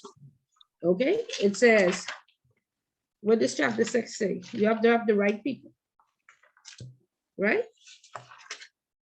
You have to. Right? Yes. You have to have the right information, the right people, the right time, then you make the right decision and carry out the right actions, and then you get the right outcome.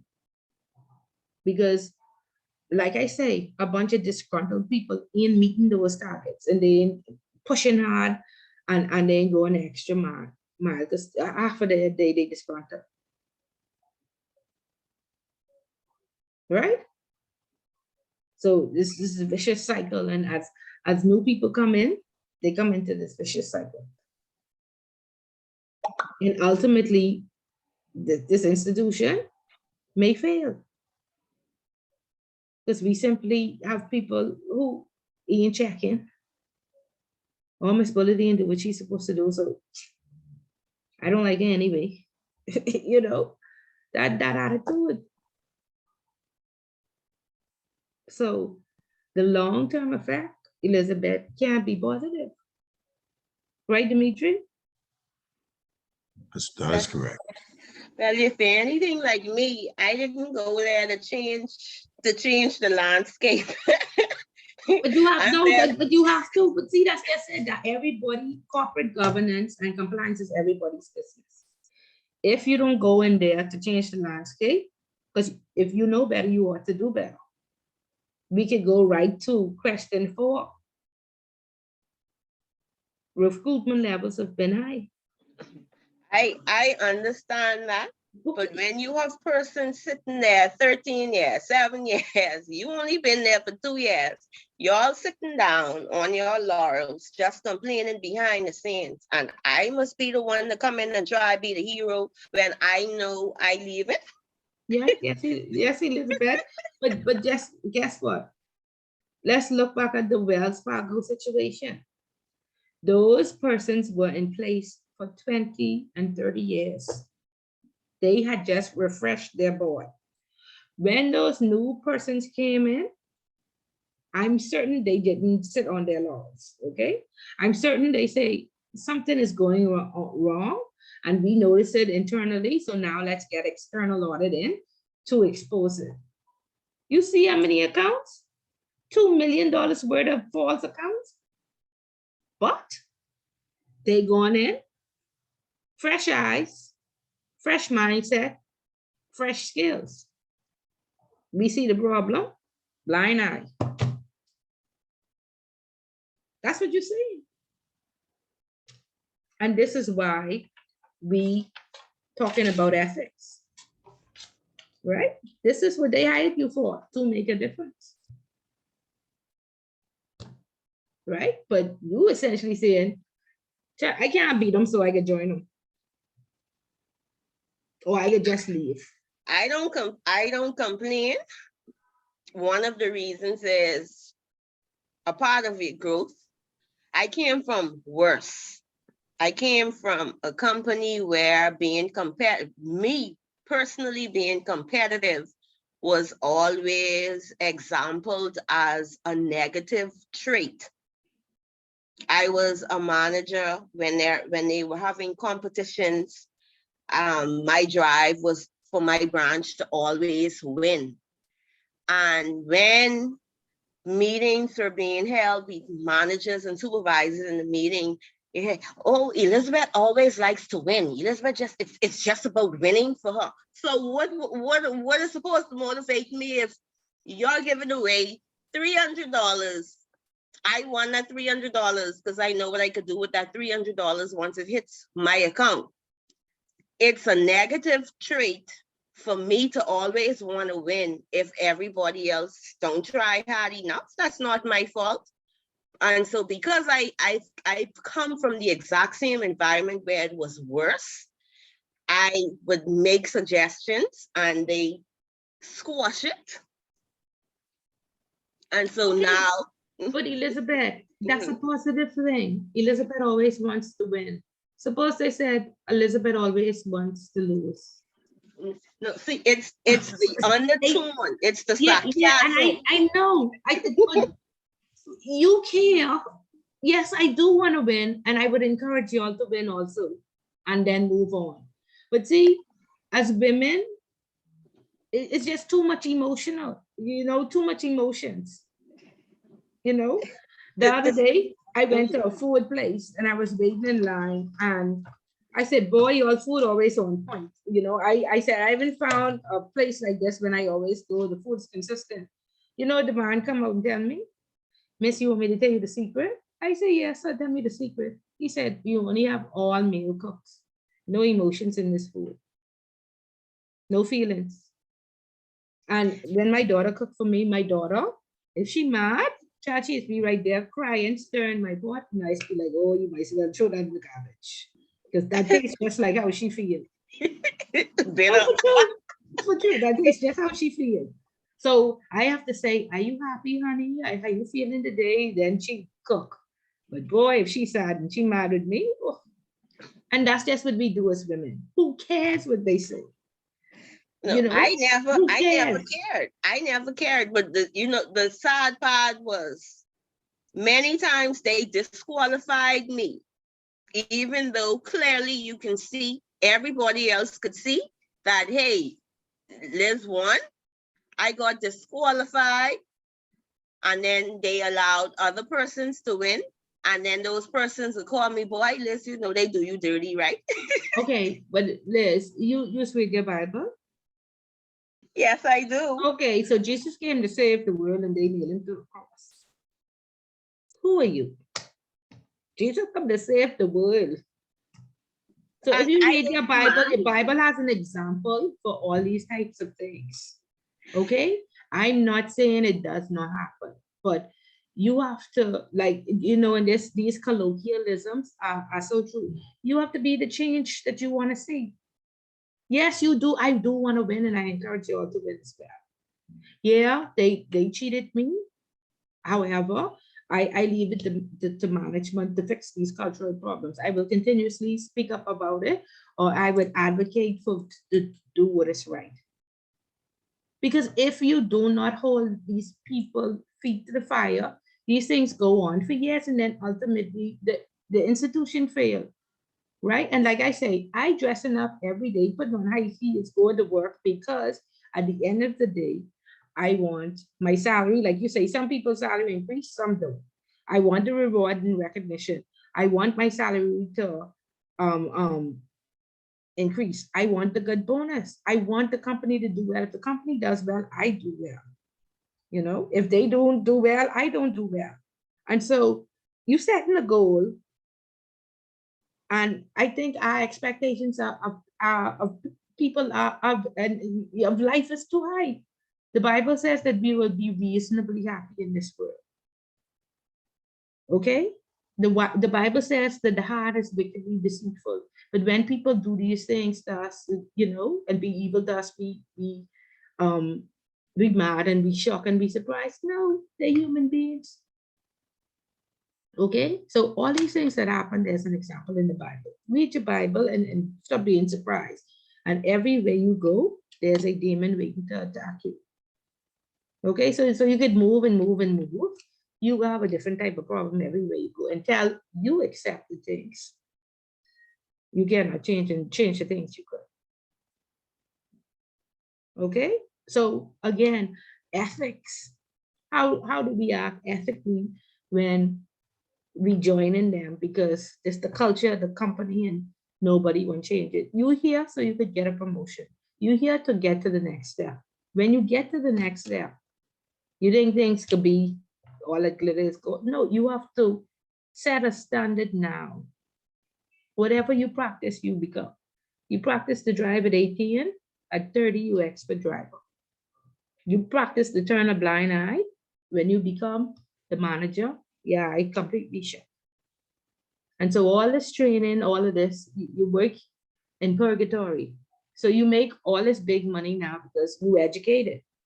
However, that money going to the doctor because you stress out. Because you need a vacation. These people is kill you at work. Start to make the difference now. Start to ensure that the company does not fail because you have a bunch of disgruntled employees. People who just don't care. We educated, but we just don't care. So when Simone and them come around to check these things, be proactive. We already had them in place. We already know better and we doing better. Otherwise, again, we just here in this class because it just could look good on our resume. Will it be here what you say? But we ain't really going into this industry to make no difference. And to ensure that people do better. And ensure that people don't come to work wanting to commit suicide because how bad people treat them and how toxic the environment is.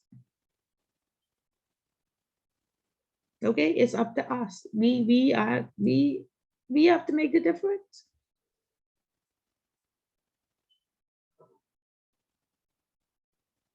If we want to be successful.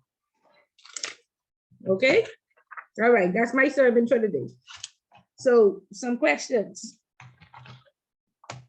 Okay. The Turnbull review was a review that they did back in 2009. They changed it now to a risk review again in the UK. It asks specific questions, and I guess when we say we don't only want these things to be in place, we want them to be checked and then enforced. How do we check them? And it goes to the control environment and control activities. Does the board have a clear strategy for dealing with significant risks that has been identified? Is there a policy on how to manage these risks? Does the company's culture, code of conduct, human resource policies, and performance reward system support the business objective and risk management and internal control system? And by large, Elizabeth, you call the people and you do the spot checks. Have you ever, and I know we only concerned about the function, right? You get into signatures, what you do for deposits, how you handle the cash treasury. But could you not put in a program where you say, these are my corporate governance checks? What is, because blaming the third person always works, right? What is your view on the performance reward system within the bank? You think you could slip that in your review? And then when you write your report, say you talk to 5 staff members and all 5 felt that it was unfair, or we talked to 10 employees, the employees in the client-facing sales area felt that it was adequate. However, background functions felt that it was inadequate and they weren't included. Would that help? Could you do that? In our department, we have a template to follow. And even though we follow the template, before the official spot check is sent out, the wording is changed to suit the wording of the MLRO. And so it's basically like we're doing a preliminary report and they finalize it. That's we can't add any additional information in there. And even if we do, because I have included notes, what's included in the notes is never disseminated. Okay, so do you all have a corporate governance check? There is one, but it's only done between, it's the deputy MLRO and MLRO. They're the only ones who does that function. Right, but I would say, in class, we talked about gap analysis, what the regulator has in place based versus what we have in policy. And there are some gaps of what we have in policy. Whilst it's not in law yet, if you listen to international regulators, they're harping on accountability, they're harping on corporate governance being everybody's business. Again, like I say, in my department, like I would have never had all the answers. Even in this class, I don't have all the answers. I am happy that there are 24 people in this class. I expect to learn something from each one of you. And this is why this course is discussion based. Okay, and then we have a discussion, and so, you know, you may come up with an idea, and we brainstorm. That's what's supposed to happen if you want to be effective. No one person, you know, will have it all. And so you out here getting good knowledge, Elizabeth, what are you going to do with it? Are you going back to your institution to apply or suggest? Or, you know, and even if you don't do it, let the record reflect that you made this recommendation, that you learned that now, just like compliance, corporate governance is everybody's business. When last did we update this template that we use? Is it from 2003? It's 2022 now. Okay. This is what I recommend we investigate more, or let's brainstorm and talk about. It doesn't necessarily have to be a function. But this is why you in this class, so you could go back and add value, right? Correct. I have had conversations with the head of my department after attending class. Actually, our most recent conversation was Monday past, and she took my suggestion and stated that she would follow up on it. Now, is it actually going to take place? Because even I've been in, like I said, I've been in the department for almost a year. We haven't even had a department meeting, not once, during these past 10 months. And so actually I was basically just sitting and observing just to see, you know, what is going on. And all you hear is the senior analyst and the, I guess not almost, well, she's the most senior in years, but then this, the senior analyst and the other person, you're just bickering, but you all been here all this time, bickering between one another about what you're not happy with. And it's supposed to be open door policy. Because when I have like, I came across a scenario that was blatant. It was blatant. Now I forget, conflict of interest. And so I went directly to the MLRO and I brought it to her attention, and she was like, they are aware that it was a conflict. There's a conflict of interest, but it isn't a conflict of interest for the bank per se. It's for the company itself. And had I been working at that particular company, then that's something that they'd have to deal with. However, a whole piece of information based on research was overlooked. And this is something that your deputy did an analysis and research on. And I found this piece of information, and it's basically, oh, this is good information, but then it changes your whole review that you did. Yeah, but let me just tell you this, Elizabeth. Like I said, this is what you have to get to the point where you learn that once you pass it on to your manager, you let it go. But this has to be passed on in documented correspondence. You can't just say we had to talk about this, right? Now, an email was sent subsequently. Print your email and keep it somewhere safe. Because let me tell you, gone are the days when we can just turn a blind eye, where we can no longer blow the whistle, where we can just sit back and say the environment is toxic. No, everybody disgruntled. Some people got to go to jail, right? We are being internationally watched. The FATF was supposed to come in May of 2020. Pandemic happened. They couldn't come in, and so they were supposed to do a check on behalf of the European Union and ensure that our taxes go up to date. And so we subsequently got blacklisted simply because they could not make it in because of the pandemic. Some people have to go to jail, Elizabeth, and only poor people go to jail. And in the laws, it just said, it used to be just the compliance officer going to jail, but now it's the compliance officer. It could be the receptionist, anybody who was negligent. Okay, and anybody who can't explain themselves. So, like I said, gone are the days when we can hold these positions where we are not effective. This is what my role says I must do. You must respect my role. Not you don't gotta respect me, Miss Bullet, but you gotta respect the role that I hold, because this role could cost me to go to jail. Okay? And so understand your job position. If it's not clear, make sure that they remove the stuff off your job description that you are not supposed to do, in case you ever have to explain yourself. And ensure that you explain every task on it. Okay? Because like I say, people are going to infiltrate your business. The hackers and scammers are very smart. We can only mitigate risk. We cannot eliminate it. If you are infiltrated and you cannot explain yourself, you are going to go to jail.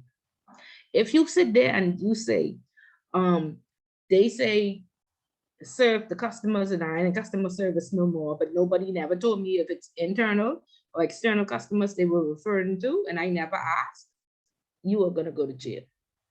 Okay? So no longer can we sit in these positions where we don't know. No longer when we are supposed to speak up, you speak up in writing, you keep your copy and you pass it on to your manager. If they don't do nothing about it, don't have no feelings about it.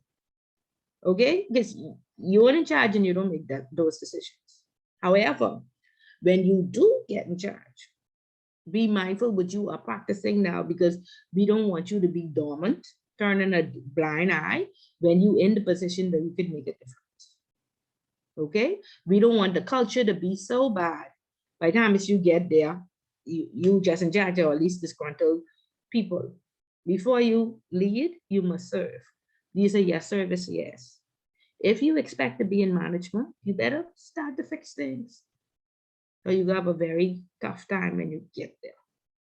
And that's just my advice, you know, or you will have to completely start over somewhere else. But start over with the right tactics, the skills, technical and soft skills, so you can be effective, because we working hard every day to accomplish goals. And if we see problems that hampers the goals, we have to fix them, or you working in vain. Okay, it's a process. Not when you become the manager, things will change. It can be very difficult there. Okay, so just be aware, like I say, and no policy, no procedures, know how to explain yourself. Okay, and again, advocate for these tests to be done. You know, are there gaps?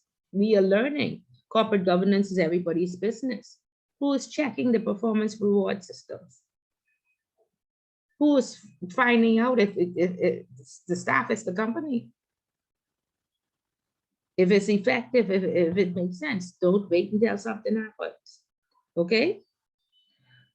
Does senior management demonstrate through its actions as well as its policies the necessary commitment to competencies, to integrity, and to fostering a climate of trust?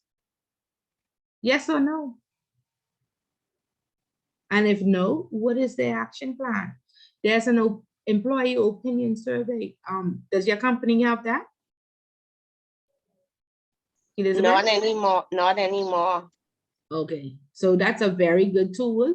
And I'm happy that I'm seeing is the ombudsman, because you know, I think that should be enforced, and I believe that should be handled externally to ensure that action plans are put in place based on what the employees say. And if 90% of the employees hate you, that's something you gotta fix some things.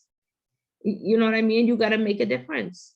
And so, like I say, we look good on paper, but we gotta be effective. And trust me, I know these things are hard, and you are victimized, but we have no option.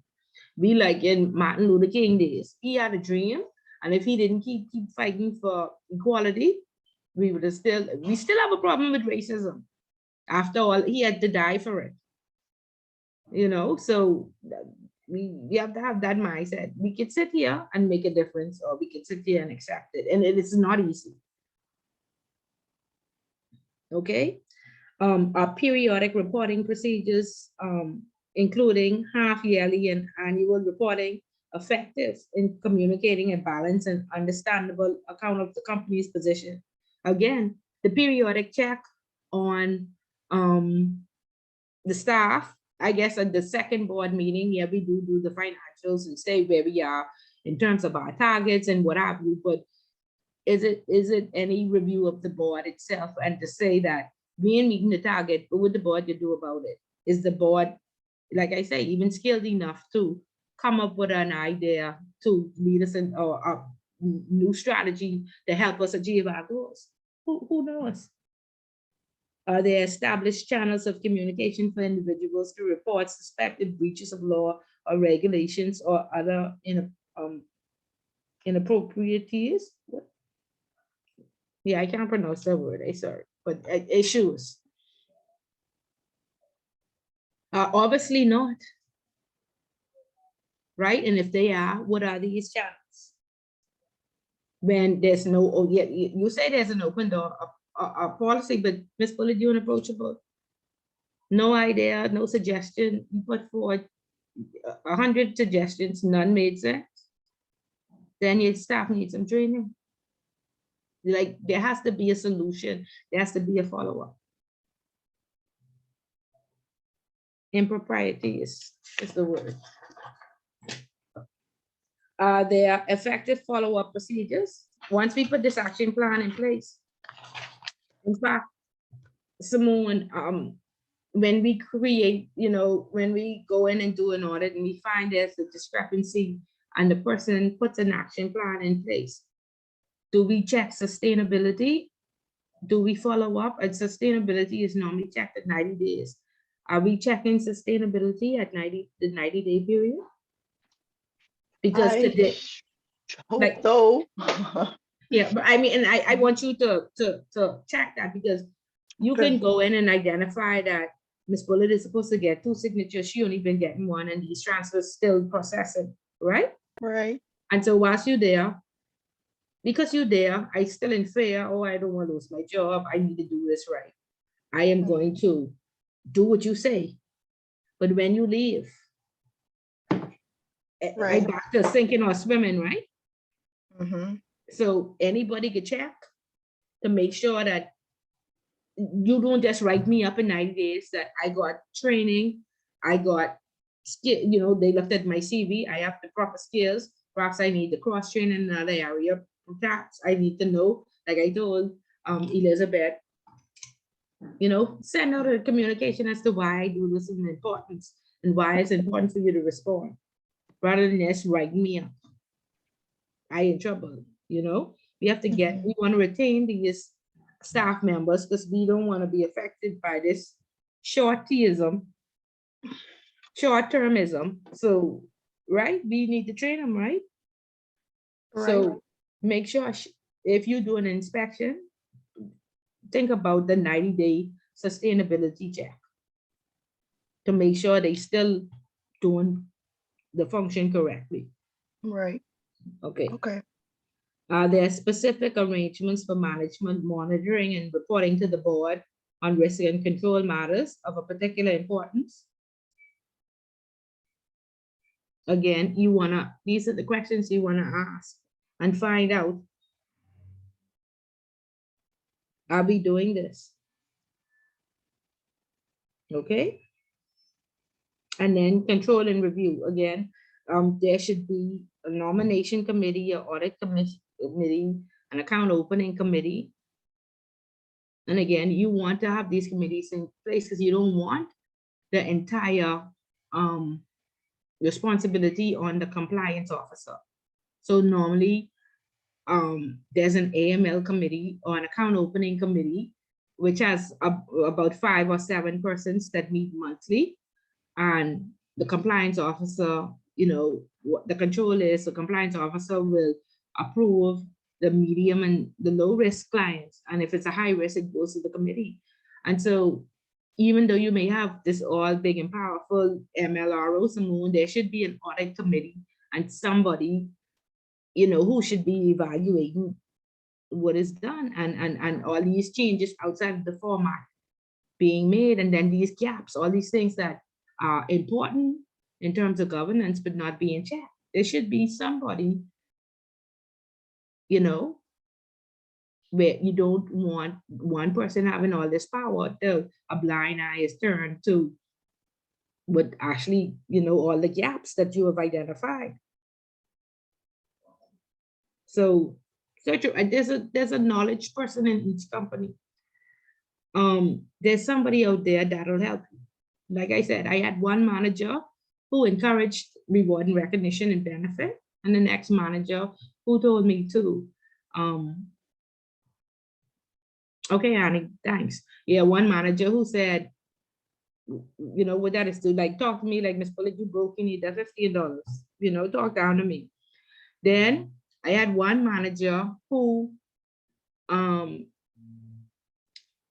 hired my receptionist, and again, I believe in succession planning. And so my receptionist, I said, okay, you only have a high school diploma. You need to go to BIFS and do the ABIFS. She did that. And I said, what route do you want to go? Do you want to go compliance or trust? She said, I want to go into trust. So I said, okay, go and take the trustee diploma. She took the trustee diploma, and then she wanted to do a master's. So a position became available for the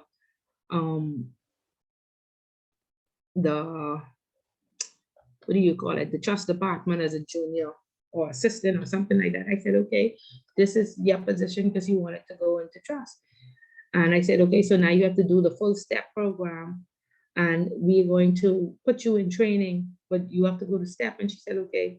So she completed STEP, and we said, okay, we're going to officially make you the, you know, junior trust officer upon completion of STEP. And so again, we had a remuneration committee, and we were discussing her salary. And so the Royal Bank, of course, had ranges. And I said, you know, she's been here, this would be almost, I think, 7th or 8th year. You know, she has sufficient experience. She went into the program. She has a qualification. And I said, so let's not place her at the beginning of the range. Let's place her, you know, at, I think I said, halfway to the mid-range. And so here we are voting, and one particular person stood up who was on that committee and said, do you know, and this was in 2019 or something. No, it would have been in 2019. Let's say this was in, yeah, let's just say it was in 2019. It was recent, right? She said, in 1984, I was the manager of the branch, such and such branch. And as the manager, that wasn't even my salary. Why do you think she should get that as the junior trust officer, and as a manager on the commercial side, that wasn't even my salary? What you think about that, Dimitri? Sorry, say again, please. Okay, so she was telling her, when it was time for her to vote, she was saying that the salary that we had suggested, because Royal Bank had ranges for this position, they probably didn't have a range back in 1984 when she was a manager at the branch. But she said that wasn't even a salary when she was a manager at the branch. So she does not agree that that should be this lady's salary. So she's only a junior trust officer. And she was a manager at the branch in the 80s. Right. This is now 2020 something. Do You you think that's a valid reason why this lady's salary should be decreased? Because that wasn't the amount of money you made? But I mean, you know, that's a sensitive thing, because you're looking at somebody who's speaking, you know, I don't, that's a personal thing I have. I don't speak on people's money. That's just a habit I have. No, but you on the remuneration committee, Dimitri. Yeah, but you have to vote. Yeah, but if a person is already earning, let's say they're already making XYZ, and someone on the committee has a problem with it, well, then it has to be some justification. Justification can't be your feeling or your reference to 20 years ago. What you made in 1984. You know, it has to be some type of justification. Now, if you have a report that the person is functioning, inadequately or whatever, that's a different thing. But it has to be some tangible justification Okay. for it. So of course, we dismissed her immediately. Your place don't go. I just said, y'all don't go sit up on these boards telling people what you make in the 80s and taking, because I made that in the 80s, there's no way this girl is younger than me and at a junior level than me in the 80s, that she should not get this salary, So just so you would know, like the types of things that happen on these committees. But there is a historian or a knowledge person in your company that have sense. I just say to seek that person out, okay? And make sure that if you sit on committees, you sit in reason, not from you didn't make this amount of money, so they shouldn't. Okay, no, don't make these personal judgments. Okay, and again, before you go and sit on this nomination committee or audit committee or whatever, or any board, go right on your church committee or the PTA at the children's school or something like just to get some practice. Okay, and to see what really happens in these meetings. Okay, and again, so not one person with their feelings making all the decisions. Okay. And again, each of these committees have mandates that are follow, and how many persons can vote is very, very important on an issue. And again, this was the remuneration issue committee, so we were voting on a salary. Again, that same remuneration committee votes on staff increase every year and bonuses. You don't want those people saying, "Oh, I never get that for a bonus." So so be careful all of that. Okay. Management of good governance. There should be annual evaluation. Asking specific questions. What do we do? What is the purpose? Are we achieving the purpose? And I don't know if you saw, if any of you follow Bahama Press, the Prime Minister of Barbados was just speaking out against banks and saying the banks have now switched their purpose. They are now security guards rather than providing financial services. Their purpose is to, assist the public. And, she was talking about debt service ratio that, we have as 45 to 50%, but she says other places in the world, their debt service ratio is 80% for entrepreneurs or something like that. And if we are going to develop and keep abreast as a country, we have to look at the debt service ratio as well as these fees what poor people are expected to, to pay. And so she said they're no longer, financial advisors, and they're no longer serving their purpose. And so this is her warning out to all the financial institutions. Either they go back to their service, their purpose and stop being security guards and help the people, or she will put it into legislation. Okay, so I'm sure, all our entire government was just in Barbados when they became a republic. And so I'm sure they follow her, and we will hear something coming up soon from us. But yeah, so just pay attention, okay? So board should evaluate its performance in terms of individual processes. Ensure that there's a methodology. I always say that methodology. We put all these things in place, these systems, these strategies, these risk ratings, and we don't understand the methodology.